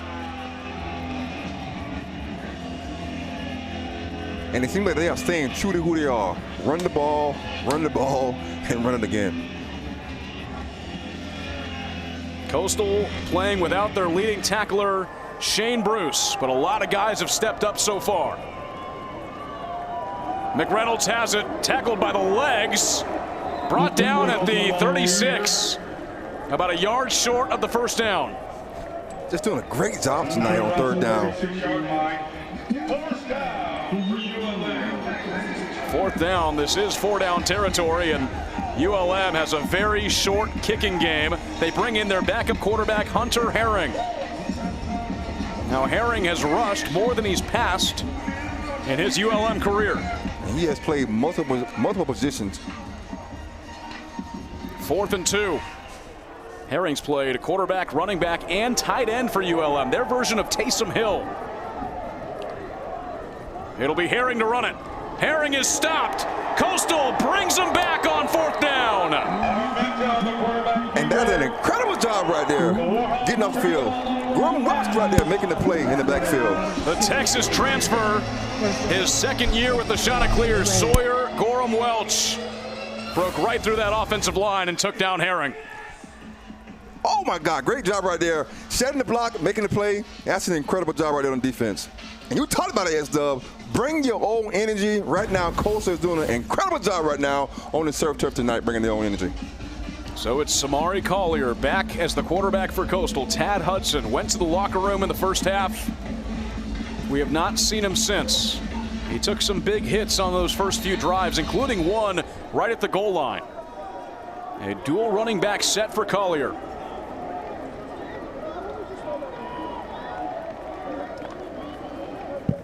He'll hand it off. This is Edwards. And a short gain of about 1 yard. Yeah, Mosley does a great job right there getting the backfield, making that play right there for ULM. Short gain of the play sets up second down for Coastal.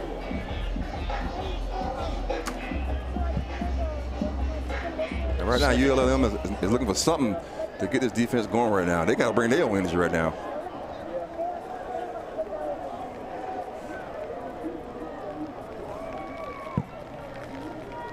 Collier passing.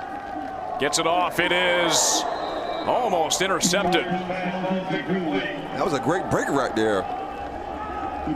Godsey Jr. doing an incredible job, putting his foot in the ground, coming downhill. Almost came up with the pick. Looking for Cameron Wright. And that one almost picked off. Godsey Jr. has one interception this year.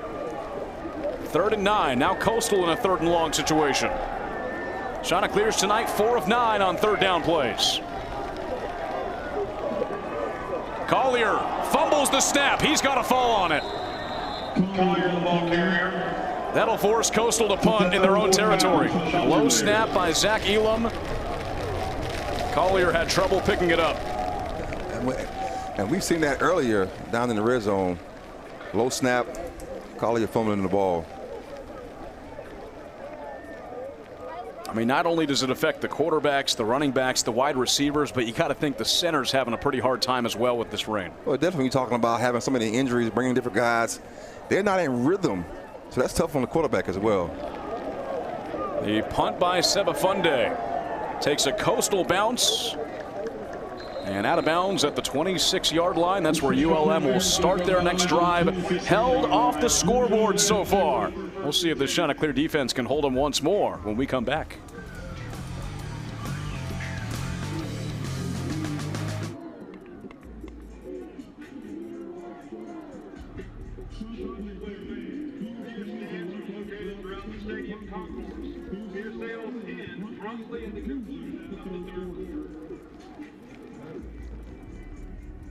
Make some noise in the second half. Field goal. Chick-fil-A is giving out free chicken sandwiches to all fans if the opposing team misses the second half kick. CCO Chicken. Make some noise.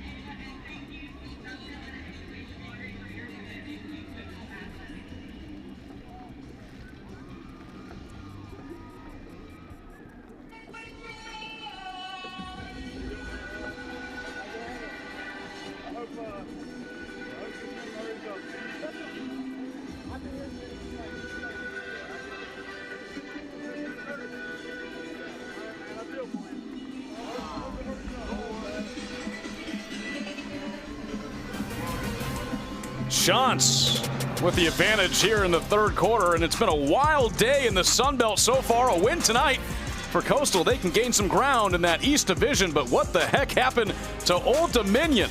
We thought one of the best teams in the group of 5. Well, they fell to Marshall 48-24. So a 1-1 record for them. Coastal with a 2-1 record. They can go all the way up to second place in the East. Yeah. You talk about they have an opportunity to add this win.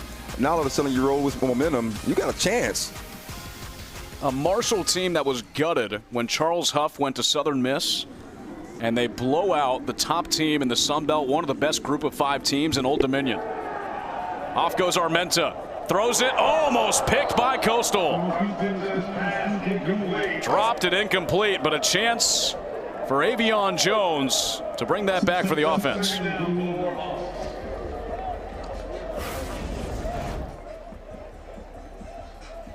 Armenta just hasn't gotten it going through the air tonight. That was a great job by Jones reading that. Almost coming up with a big play. They've only had 9 passing attempts. He's 5 of 9. He'll pass again. Has a man this time, complete at the 30-yard line and more. Up to midfield. Jonathan Bibbs down the sideline and out of bounds into Coastal territory. Bibbs trying to make something happen right there. An explosive receiver. His first 2 completions were touchdowns in his ULM career. This one goes for a big gain. Right, he does a great job catching the ball, getting upfield, making guys miss, fighting for extra yardage. That's a great job right there. Great play. 43-yard connection. ULM looking to get on the scoreboard. The handoff to Palmer Smith. Fighting tackles. He'll get inside the 30-yard line to the Teal 27. And you see ULM is trying to stay true to who they are. Coming back to that inside zone right there, running the ball.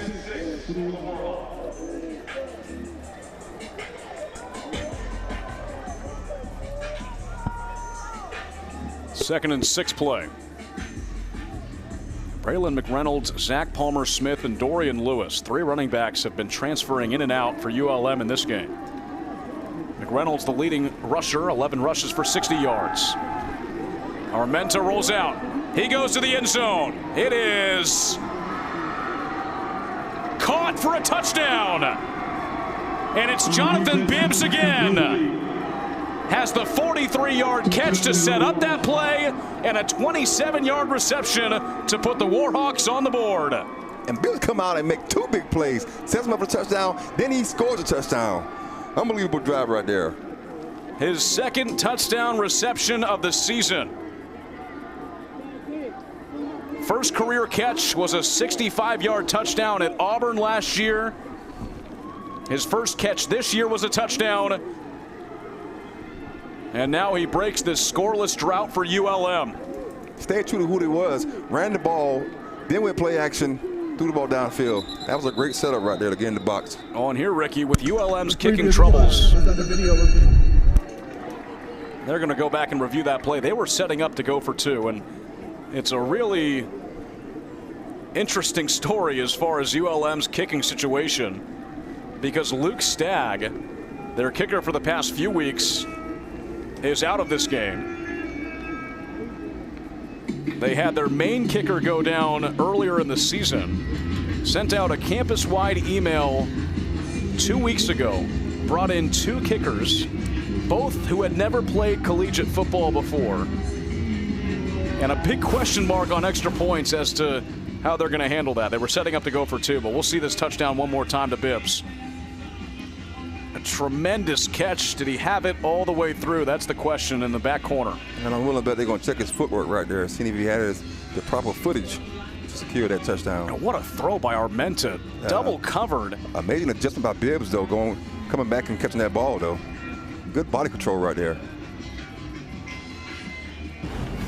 So taking a look on that play and quick review. After video review, the ruling on the field is upheld. Touchdown. It stands. ULM touchdown, and we'll see if they line up to go for 2 again. And Bibbs said, put it on me. I'll make the play, and then I go score to get us going and get us rolling. Those 2 kickers they brought in, Jacob Green was one. He was actually on the roster in 2022 but did not play. Has now rejoined this team. The other, Danny Hagan, an Irishman who's never played college football. And he's a barber, by the way. Cuts the team hair. Yeah. I think he can give me a nice baldy. What do you think? I think so. I need one here. I'm getting due for a haircut, but they're going to go for 2 with Hunter Herring.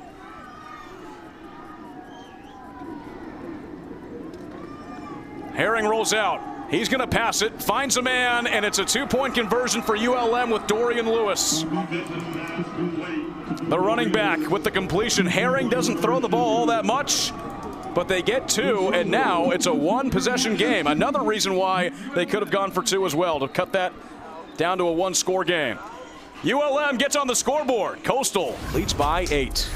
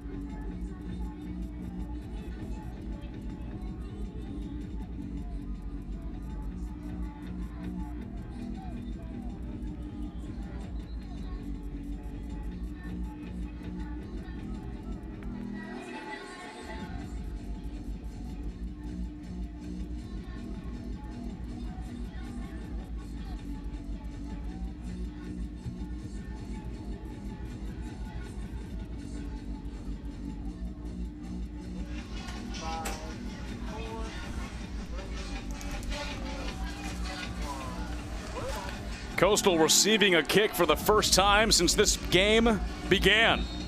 Jonathan Bibbs and Aiden Armenta, 2 big connections in that drive that went 4 plays and 74 yards. 43-yard completion and the 27-yard touchdown completion to put ULM on the board. And now Malcolm Gilly with the return for Coastal. Gilly across the 30, and he will get to the 32-yard line. Chanticleers having to answer. ULM finally breaks through, and Ricky, they're a running team, but it was Armenta finding Bibbs twice through the air in that drive. Yeah, they had to try to find something, and Bibbs set him up with a big play. Then it came down and he scored. Did an amazing job on body control, keeping his feet, and then scoring that touchdown on that drive. Collier, the pitch to Robbie Washington. Outside, he's got space. Washington first down across midfield. I love to run that pitch play with Washington bouncing outside. He's got so much speed, and it gets Coastal a first down up to midfield. And Coach Beck said he wanted to go where they ain't, so he tried to get them on space so they can make a play. Handoff to Simpkins. He's stopped right at the 50. Brought down by Kevonte Wells. Preseason All Sun Belt first team honors for Wells on the edge. 2nd and 10 Coastal.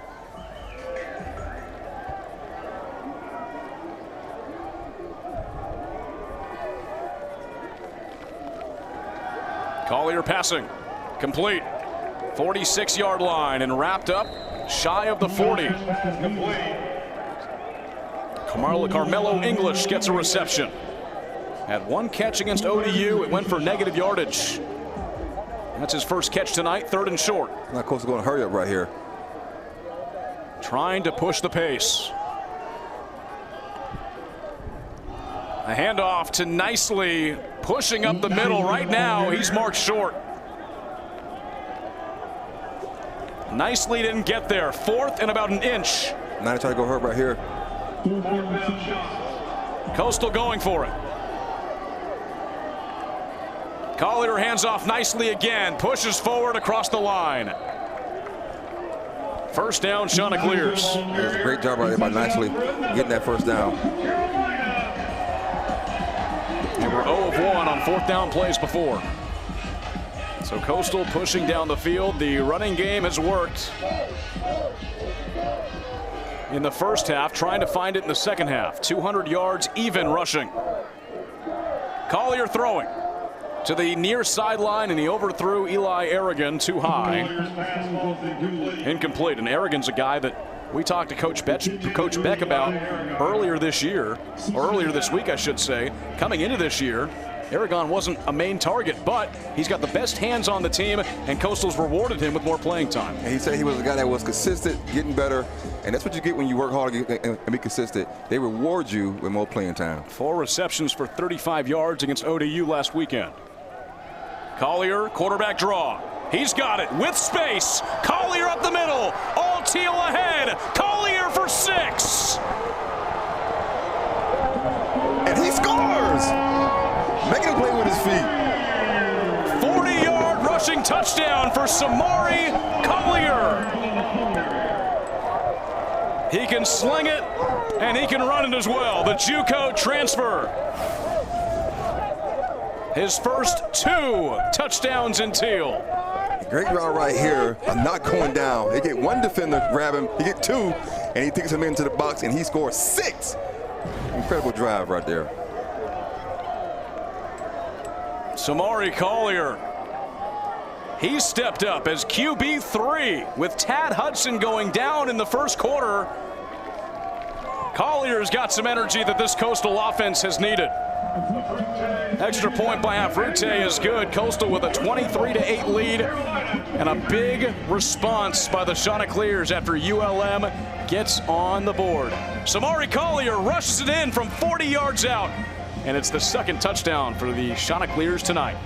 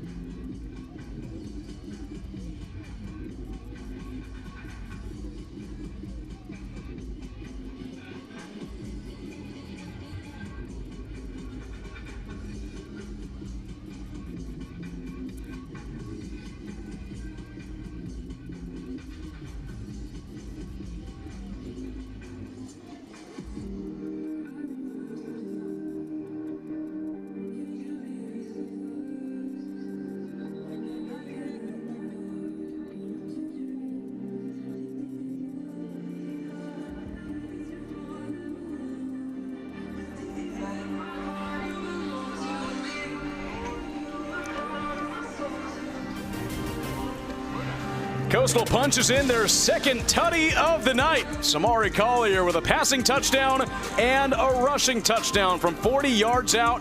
And despite the elements, Ricky, Samari Collier, he came in at the end of the first quarter when Tad Hudson went down. He's done a tremendous job so far as the leader of the Coastal offense. Definitely came in, kept momentum going, made some big plays. We see him score a touchdown right there. He's doing an incredible job right now for Coastal offense. And we see his speed for really the first time this season.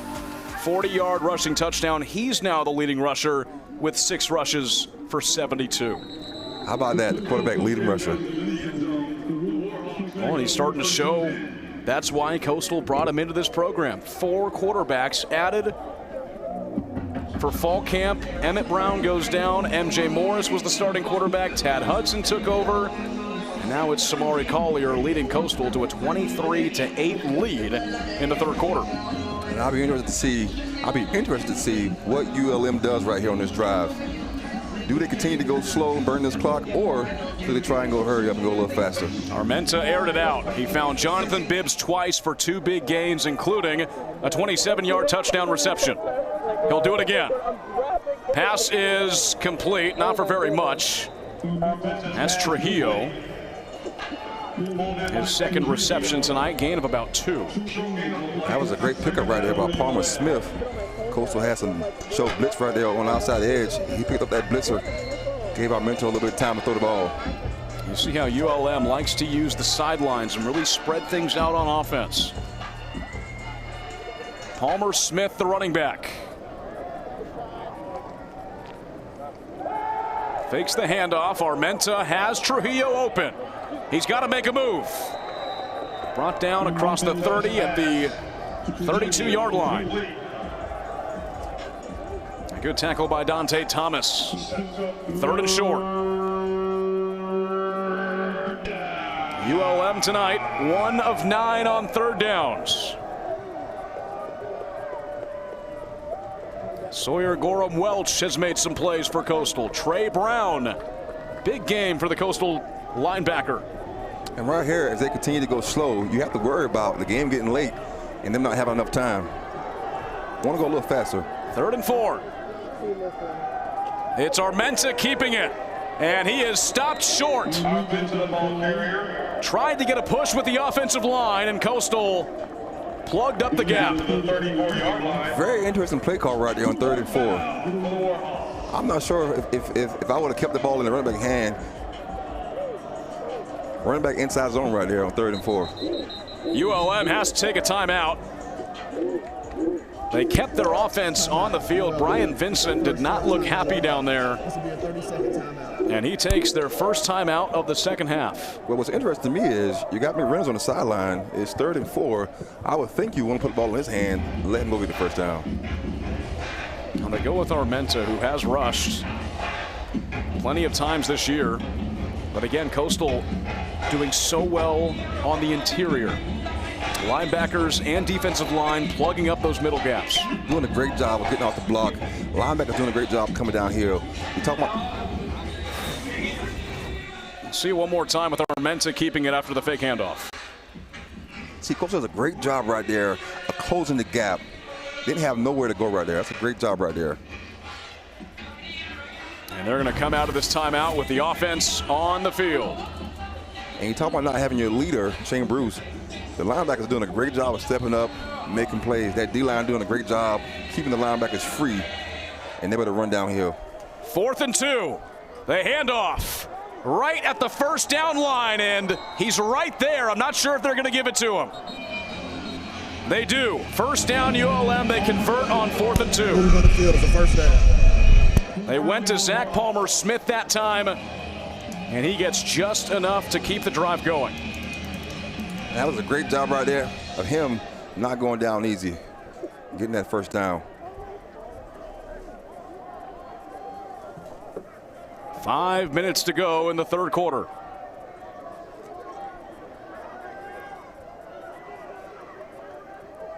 Man in motion. Armenta passing it long. Middle of the field for Trujillo, and he... Right now, the call is a complete catch. Yeah, I think that ball hit the ground. I'm not sure that was a catch. Ruling on the field is an incomplete pass. Second down. One referee motion that he got it, but I believe this one touched the ground. We'll see it one more time. A little underthrown. Definitely hit the ground right there. Hey, I like it though. Get up. Hey, ref, I caught it. Maybe they'll go. Maybe they won't review it. Mates Armenta and Trujillo. They were roommates at New Mexico.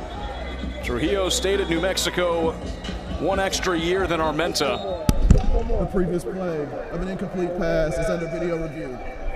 And they will take a look at this last play one more time. Trujillo had the only touchdown for ULM last weekend against Northwestern. A 34-yard touchdown reception on a flea flicker play. And Coach Vincent telling us how big of an addition Trujillo is to this offense after getting hurt in fall camp. See, right here, I'm not sure what they're looking at right here because the ball clearly hits the ground right here. God, oh, that was close, though. It up. Abracadabra, he almost, you talk about scary times. Yeah. That was almost a scary catch right there. That is really close, much closer than I originally thought because we saw the ball being fumbled around. Did he get that hand under there is the question. Oh, wow. And the call on the field was incomplete. We did see a referee motion that he caught it. Now, that was great concentration by Julia right there, trying to make a play. It looked like his hand was under that ball. Our head official came out and said that the call on the field was incomplete, so they're taking a look at it. And this would be a huge gain for ULM. Deep into Coastal territory, it would change this drive. Here's the call. After video review, the ruling on the field is upheld. Second down. Incomplete pass is the call. Just didn't see enough evidence to overturn that call. A great job of trying to secure that pass. That definitely would have been a Sports Center #1 play. It would have been up there, that's for sure. So 2nd and 10 for the Warhawks on their own 35-yard line. Again, I'm checking that clock if I'm ULM. You got to go. Right now, time is not on your side. Armenta passing once again. Back for the running back. Braylon McReynolds breaks the first tackle. Flag on the play. Right now he's got the first down. They'll move that flag back to where the tackle was made.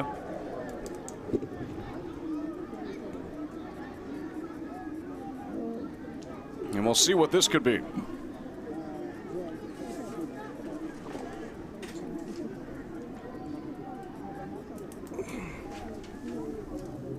Our 4 officials conferring. The white hat is back by the 25-yard line.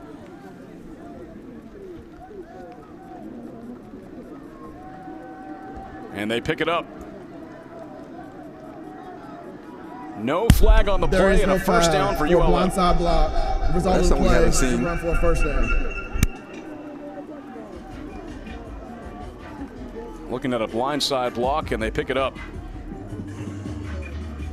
That's something we haven't seen. We haven't seen them pick up the flag. First down for the Warhawks at their own 46 now.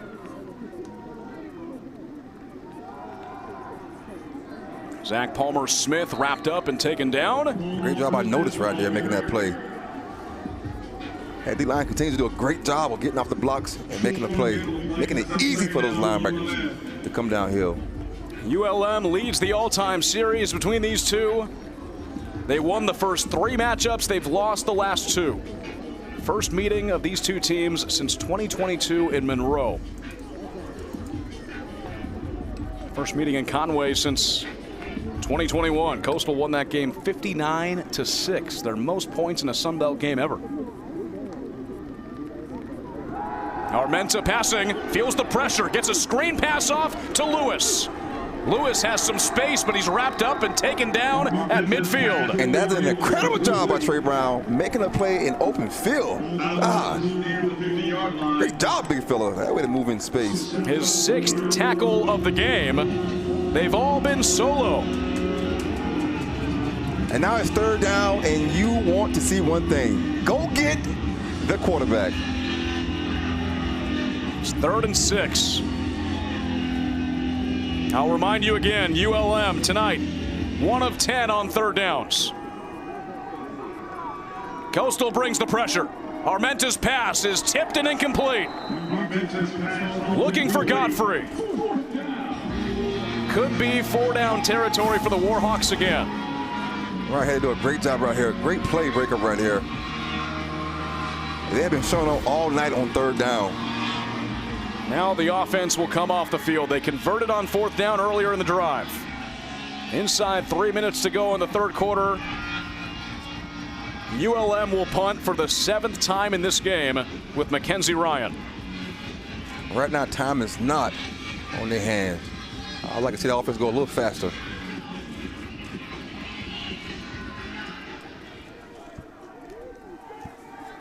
Graves had his longest punt return this year for 28 yards earlier tonight. Calls fair catch and makes the catch running out of bounds at the Teal 16-yard line. And Graves has been doing a great job of fielding these punts right here. Not dropping them, focusing in, seeing them in, and catching it. The rain continues to fall in Conway, and that's got me thinking about the rain games that we've had at Brooks Stadium through the years. App State last year, that had some rain on the surf turf. Coastal won that game. You go back a few years ago, 2022, Coastal took down Georgia Southern with the rain coming down. That was the Myrtle Hurdle game. CJ Beasley with a big rush to ice that one for the Chants. 2021, Coastal had Troy here. That was a wet and rainy game. Coastal won that game. Handoff by Collier. And thrown down at the 24-yard line. Jalen John gets back in the mix. If you're coach, you saying, look, bring on the rain more. We seem to play well with the rain right here on the surf turf. No, the Chants love playing in the rain in Conway. The last few games I can remember that were raining here at Brooks Stadium, Coastal has won. 2nd and short.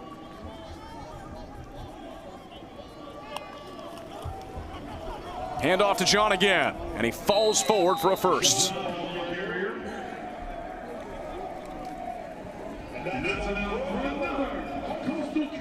John coming in from UMass for 2 years. He was at Arizona for 3 years.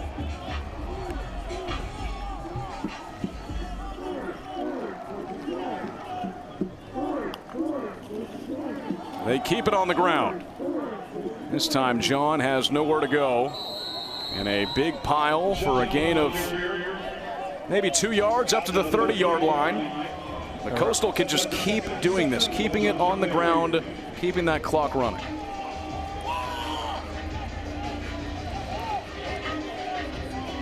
Well, you talk about ULM and their offense. They like to go slow and burn the clock, but now I think it's going to work against them a little bit here in the end. Little over a minute to go in quarter number 3.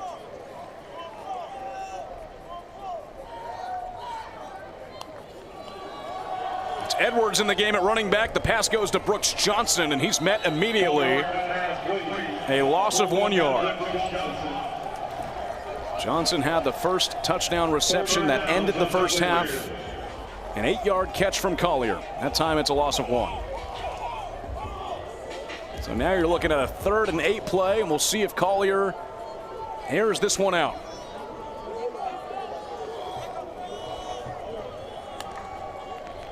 Goes on the hard count. Collier is 5 of 13 through the air tonight. 37 yards, 1 touchdown. Play clock down to 3. Down to 1. Collier gets it off. Now he runs. Collier is met and dropped at the 34-yard line. About 4 or 5 yards short of the line to gain. And the clock will go all the way down here in the third quarter. Coastal looking to hold on. Reach the end of the We enter quarter number 4. Chanticleers with a 23-8 lead, looking to go 2-1 in their first 3 Sun Belt games this year.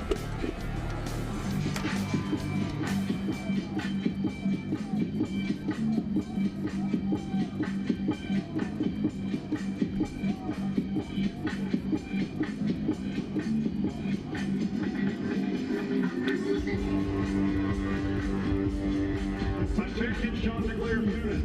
Red Bulls keeping the energy high here in the second half. Both sectors making their way through the section now with 3 Red Bulls to grab one tonight.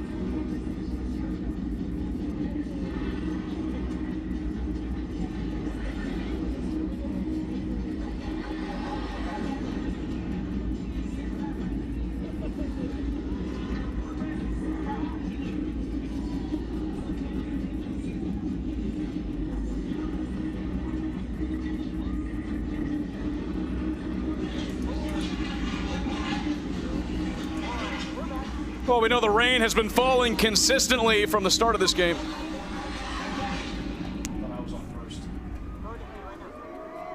Rain's been coming down all game. Haley, how you feeling down there? Sam, as you can see, it has been raining and raining hard down here, causing a lot of those fumbles and dropped passes. Now, these conditions are exactly what the coaches were talking about of their teams being gritty. Now, the question is, who wants it more? Sam, I hope you're staying dry up there. Yeah, we're all good. Thanks, Haley. Besides the window fiasco at the beginning of the game, everything's been fine. Yeah, we are great, good and dry. Sorry, Haley. Coastal set up for a punt with Emil Sebafunde. He will get it off as we begin quarter number 4. Takes a friendly Coastal bounce and will drop inside the 20-yard line. Ricky, one thing we saw with Haley down there was the new lights around Brooks Stadium. Now it's you can do whatever. You can black them out. You can do the teal lights. Pretty cool. It is a beauty to see. You know what we need to do? We need to cut the lights off, go back to Haley and let her dance a little bit down there. She's got one more quarter to go. I feel very, very sorry for her. We love you, Haley. We're sorry. Yeah, what a trooper. First and 10 ULM at their own 18-yard line. Coastal leading 23-8. Let's see if this offense speeds up a little bit. Running back for Armenta is Dorian Lewis. Armenta keeps it. He goes up the middle. A gain of 9 yards. Check that. Exactly 10 yards. A first down on the first play for ULM. Ricky, you were mentioning it in the third quarter. Not a lot of time for ULM. They've only scored once in this game. They've got to get this offense going here in the fourth. Yes, yeah. So you come in with that slow-paced offense, but it can also work against you. What is what we see right now? They got to go a little faster if they want to get something going.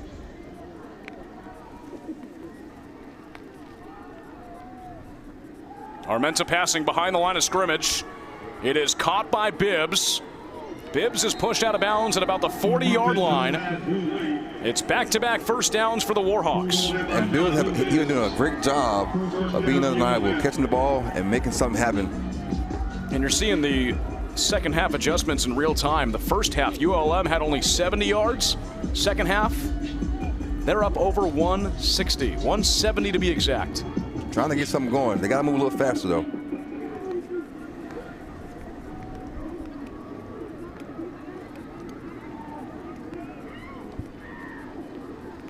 Armenta hands it off to McReynolds, and Coastal stops it again.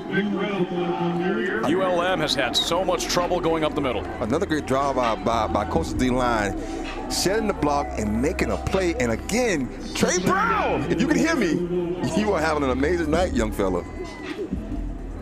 Coach Beck told us earlier this season that Trey Brown has made so many improvements. Well, you see it so far. Watching the games, he's getting better and better. And you see it tonight right here. His third year with the Chanticleers. Has had to step up for the injured Shane Bruce and Wyatt Gideon. They hand off to Palmer Smith. Coastal drops him once again. No gain. 3rd and long once more. Aaron Wetz right there making a play right there. Again, doing a great job getting out the block and making a play. Coastal with some defensive subs. One of those, Noah Arenze. Defensive Player of the Week after South Alabama.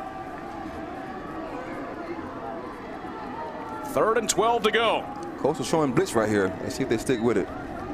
ULM's converted 1 3rd down on 11 tries tonight. Armenta passing. It is knocked incomplete. And that is an incredible job by Thomas right there, making a big play, putting his hand in there and knocking that ball down. I believe it was, there it is, Samarion Gordon. Playing that dog position. That was a great play right there. Deflects the pass on 3rd and long, and ULM's 3rd down struggles continue. What a game for this Coastal defense, Ricky. And you know, I asked Gordon earlier, I said, man, you play that dog position. What is it all about? He said, see ball, get ball. That's all it is. It's instincts. Punt goes out of bounds. Coastal will have pretty solid field position when they come back on offense, but the Chanticleers have the ball, and they are in control, up by 2 scores in their Sun Belt home opener.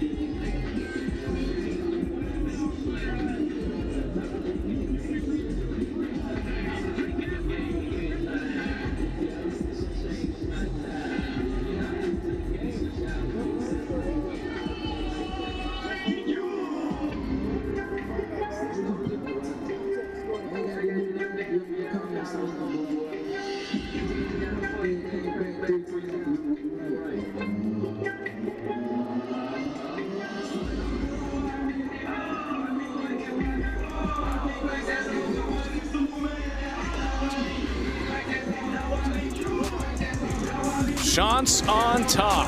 23-8 your score in the 4th quarter. There's the difference right there, Ricky. Rushing yards. Coastal has done so well on the ground with the elements preventing both teams from doing what they want to offensively. Coastal's taken that to their advantage. Yep, and the team that was supposed to come in here and be run dominant is now all of a sudden not run dominant. Coastal doing a great job right here on the surf turf of running the ball. Coastal will start at their own 39-yard line. You think maybe one more touchdown could put this game on ice, or put this game on rain, as we should say tonight.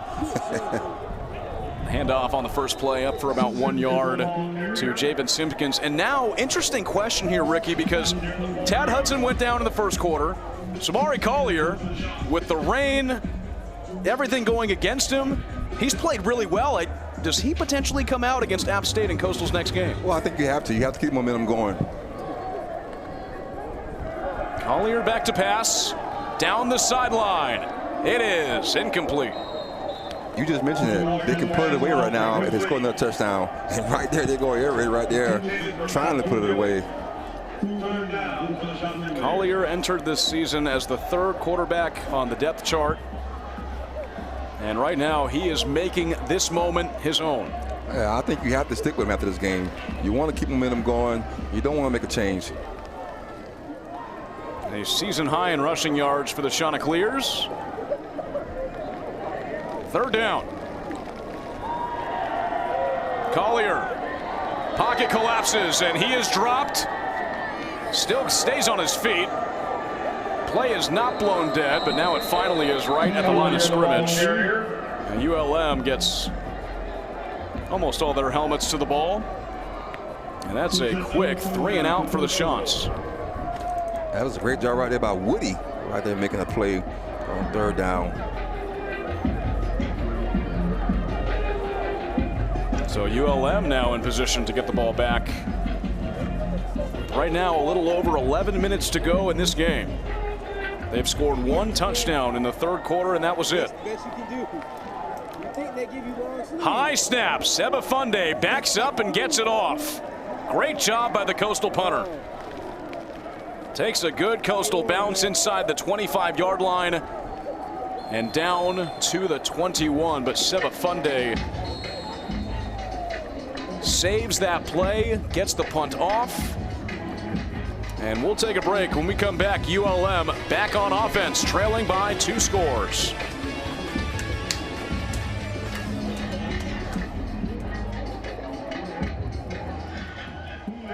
Turn your attention to the video board. It's time for the Helmet Shuffle.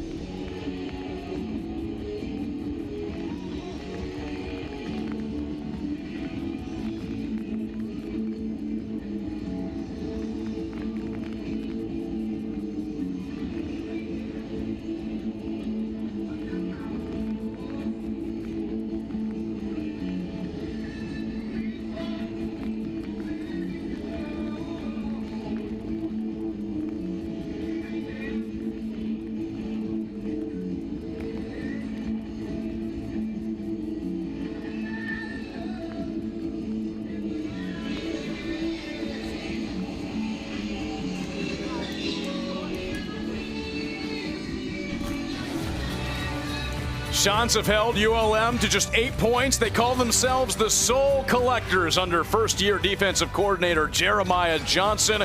Look at that, even 119 rushing and passing yards. And Ricky, they've done some soul collecting tonight, that's for sure, and situationally holding ULM on third down at an elite level. It's scary times, and they are the Soul Collectors right now tonight on the surf turf. First and 10 ULM from their own 21-yard line. Warhawks have been able to move the ball a lot better in this second half.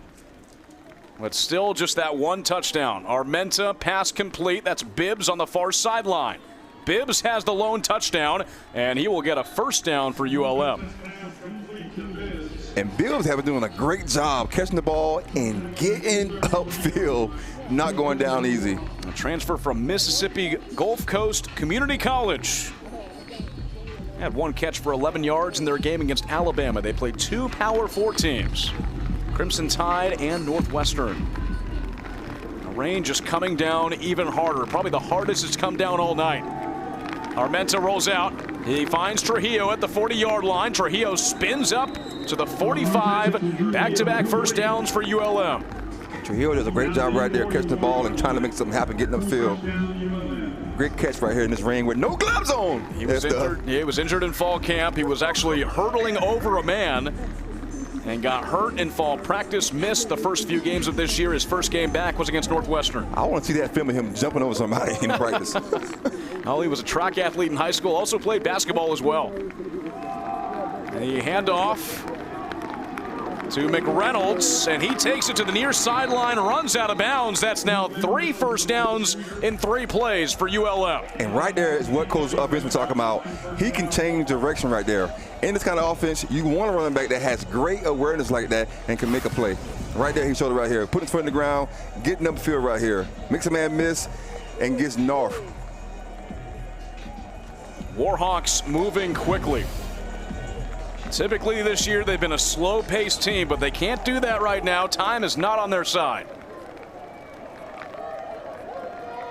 Play action. Armenta looking long toward the end zone. He overthrows Trujillo, and he just tips it up. It's incomplete.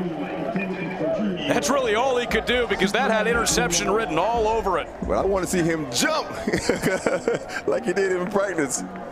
Coastal had that one well covered. 2nd and 10 for ULM. Armenta tonight, 13 of 21 for 142 yards and that 1 touchdown. Inside 9 minutes to play. And right now they continue to go slow. Time is not on their hands.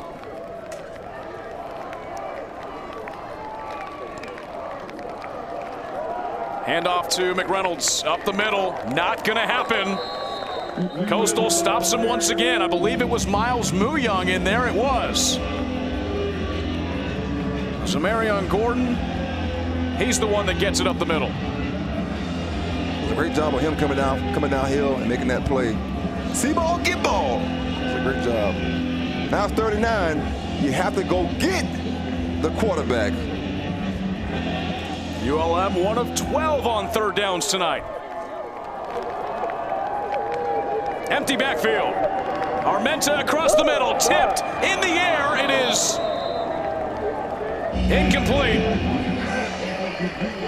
4 down territory, but Coastal tipped it up and it was saved almost by Jake Godfrey. Would have been a gain of only about 1 yard anyways. 4th and 9. And we see Gordon come in and make 2 plays back to back. Gordon's been everywhere tonight. Incredible job getting his hand right there and knocking that ball down. See ball, get ball. Got to catch the ball now.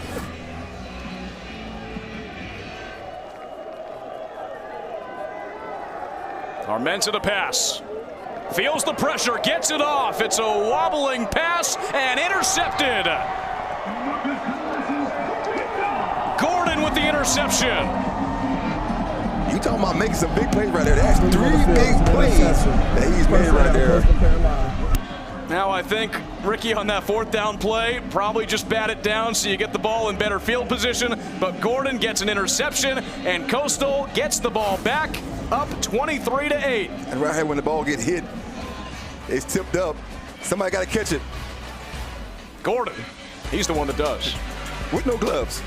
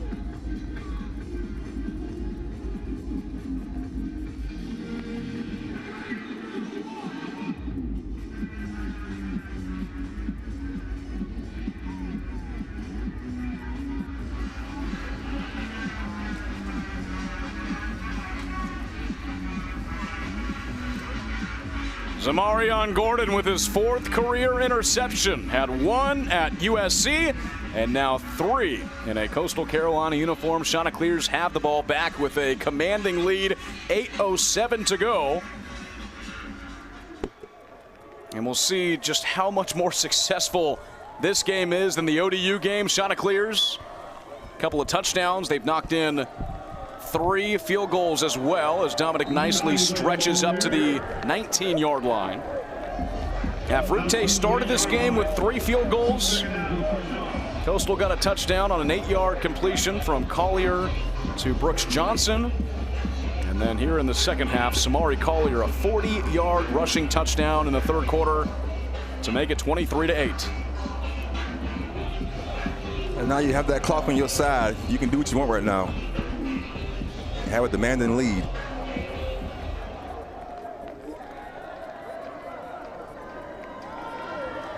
Two running backs for Collier.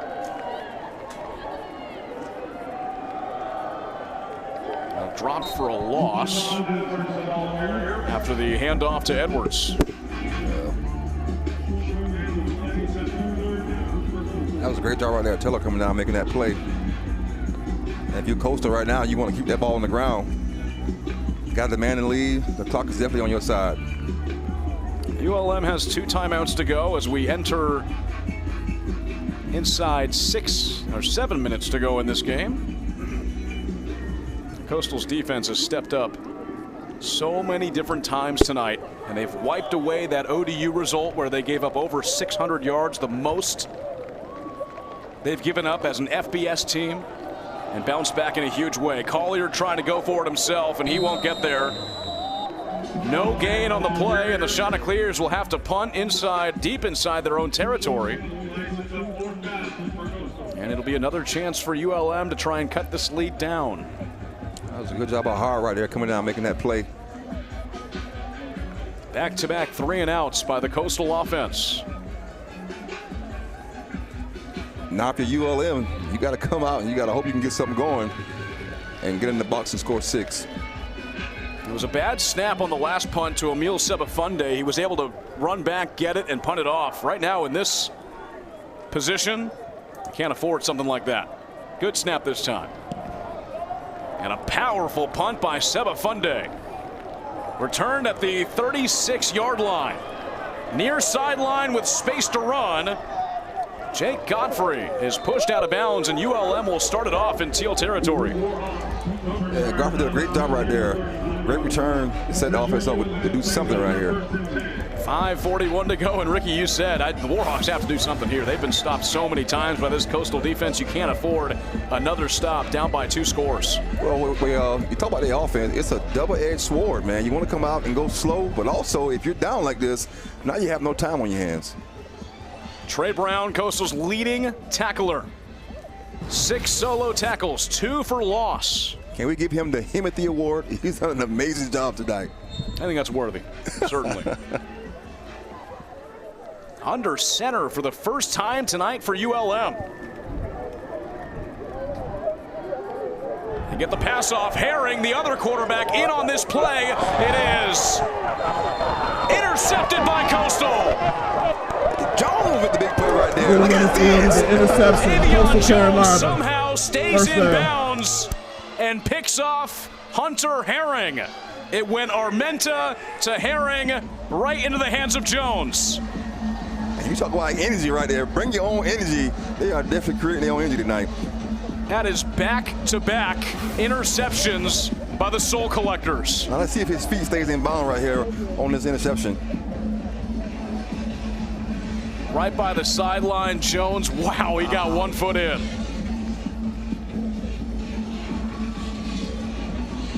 Now it's up to the offense to put this game on ice with just 5:35 to go. 2 second-half interceptions.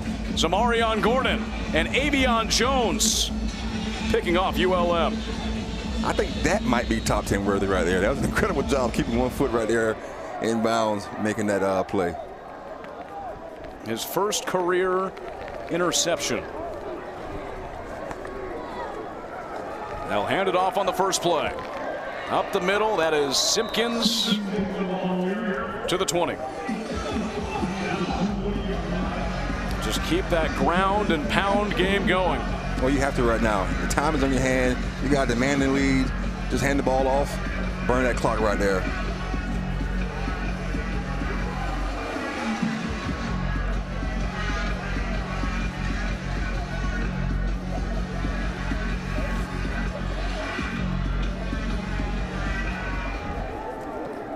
Inside, 5 to play. Play clock at 5. Second and short. Handed off once more. Simpkins taken down for a loss. Fleming's right there came out, make the tackle for loss right there. Noah Flemings, the Warhawks' leading tackler. Hasn't been too big of a factor in this game. That was just his 3rd tackle. 3rd and 4 for the Chants. Now, if you're the Chants right here on offense, you can take your time.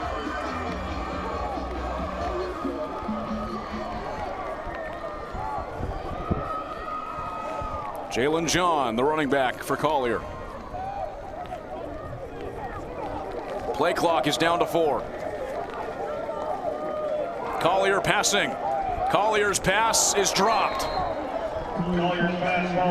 Looking for Bryson Graves. So Coastal punting once again deep in their own territory. This time ULM inside 4 minutes to go. The Chanticleers offensively here in this 4th quarter have not been able to do much at all. Yeah, and you know, ULM have had opportunities to capitalize off of it. Haven't seen it yet. In this 4th quarter, Coastal's only mustered up 11 yards of total offense. But they've built that 2-score lead and some comfort. Sebafunde's punt. A fair catch, and it bounces in favor of Coastal and comes to a complete stop at the 33-yard line. So plenty of work for ULM. They trail by 2 scores. Back-to-back passes have been picked off by the Chants.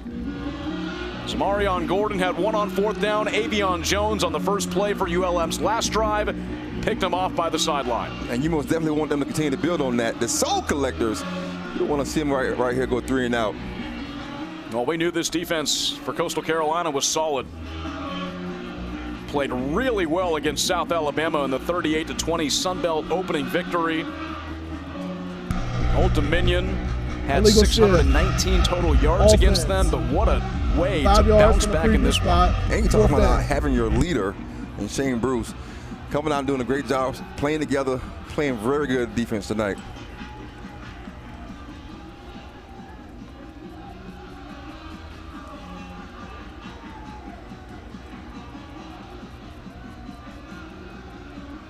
They're going to do this punt again, and I couldn't hear the official. Looked like a penalty potentially on Coastal. They're going to move him back. I could not exactly hear what that was, but there was a flag on the play. And so Coastal punting again. Sebafunde is lined up in his own end zone.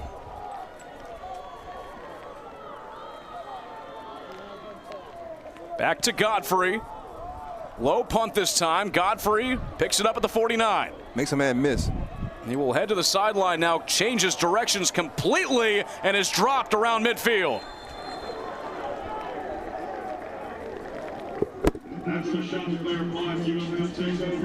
Trying to make something happen right there. You don't want to do too much.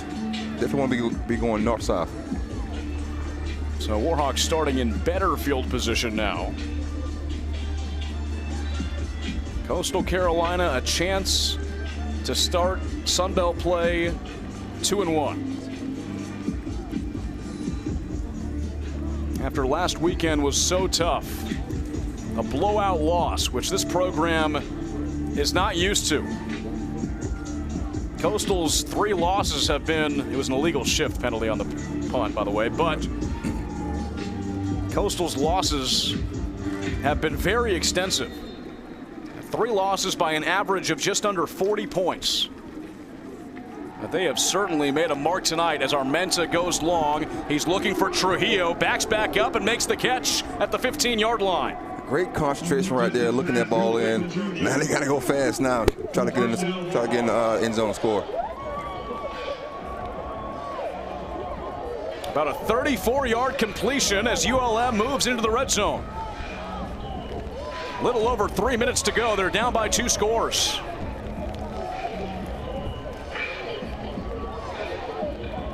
Zach Palmer-Smith, the running back for Armenta. Play action. Armenta. It is dropped and incomplete. Looking for Julian Nixon. There is a flag in the defensive secondary.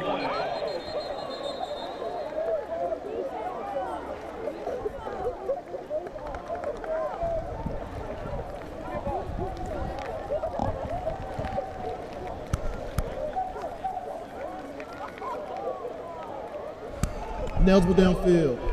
Offense, number 67. That penalties decline. 2nd down.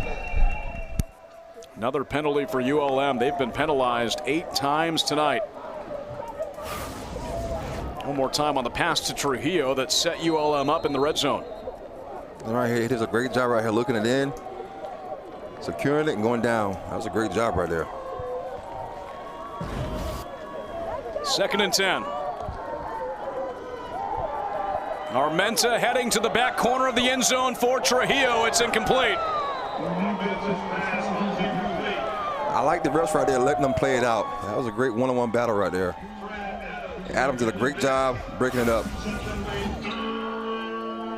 Sets up another 3rd down play for ULM where they have not been successful tonight. Fred Adams on the coverage for Coastal on that last play. And right here in the red zone on 3rd down, you want to get off the field right here. Well, they've been doing a great job the whole game so far. Got to go get that quarterback. Let's see if Zeke can give us something right here. Zeke Campbell. Warhawks can't settle for a field goal here. They got to score to stay in this game. Armenta gets the pass off, tipped and incomplete. What an incredible job by Woods right here, breaking up this pass right here. It was Woods on the coverage. ULM is going to go for it here on 4th down.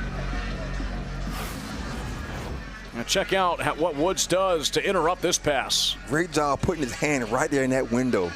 That was a great job right there. Great technique. His 2nd pass breakup tonight. 4th and 10. Last chance really for ULM. Armenta passes to the end zone for Trujillo. It is dropped and incomplete. Fred Adams denies him. Rolling on the field, an incomplete pass. Turnover on downs. 1st down, Coastal Carolina. Adams makes 2 plays, 2 deflections in the end zone, and crushes ULM's chances of getting back in this game. Just rips it right out. That extra effort is what makes that play right there. So Coastal back on offense. We have the 2-minute timeout. ULM has 2 timeouts of their own, but that was a drive they really needed to get in the end zone, and Coastal says, not going to happen. The Soul Collectors tonight. Scary hours right here on the Surf Turf. That was a great job right there. Now, if you're Coastal on offense, all you need to do right now is hand the ball off and sail off into the sunset with a win.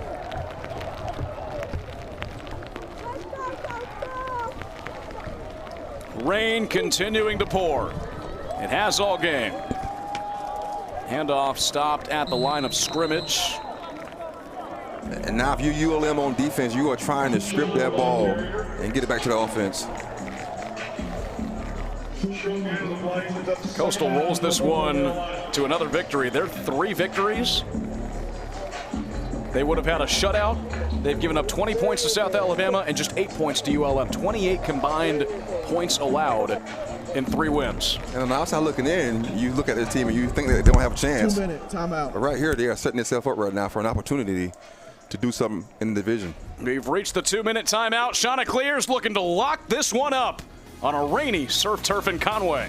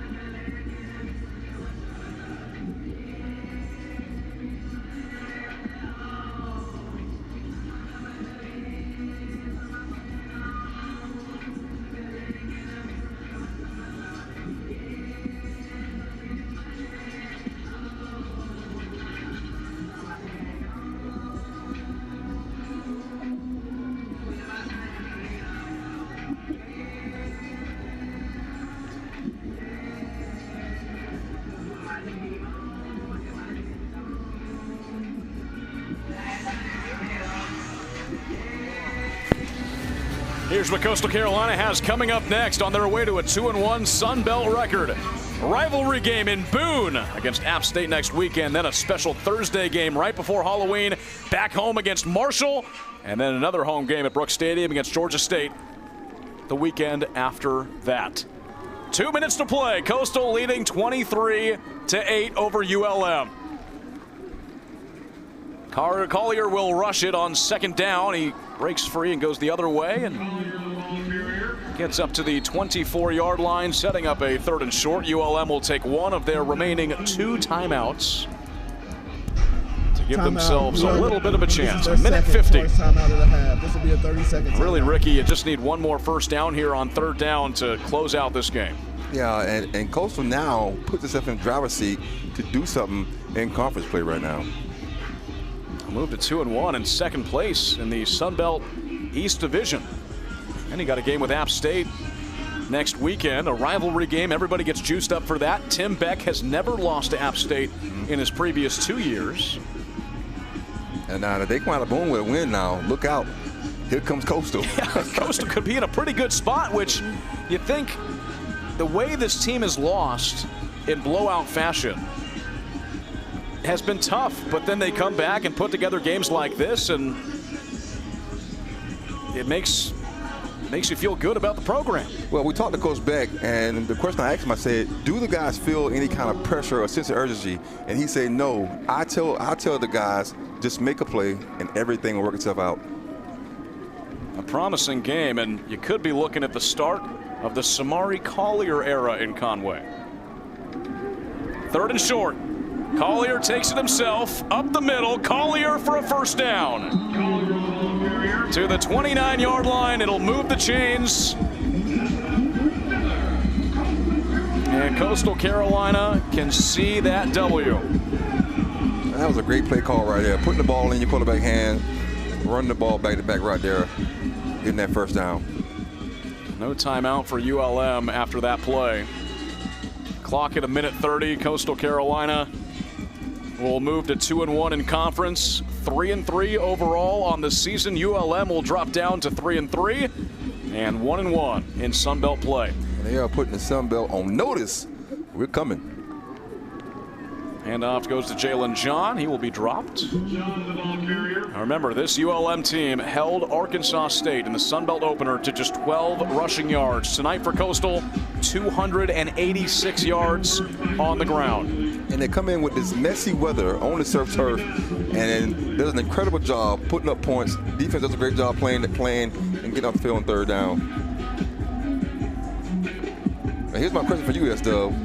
It's scary hours, Halloween. Where's your costume outfit? I don't know. I've put a little bit of thought into it. I was thinking David Pumpkins from Saturday Night Live. I don't know if you've seen that or not, but that was kind of what I was thinking. Victory formation. And right there, folks, that's the best formation you want to see in a football game. Victory on the surf turf tonight. Chanticleers grab their second Sun Belt win of the season, and it is raining teal tonight. Coastal takes down ULM 23-8, the final in Conway. And they do it tonight in this messy weather on the surf turf. What a performance by the Coastal defense. Samari Collier takes the reins, takes control of the offense, and showed some really, really good things. A very encouraging performance for Coastal as they battle, like you say, the elements.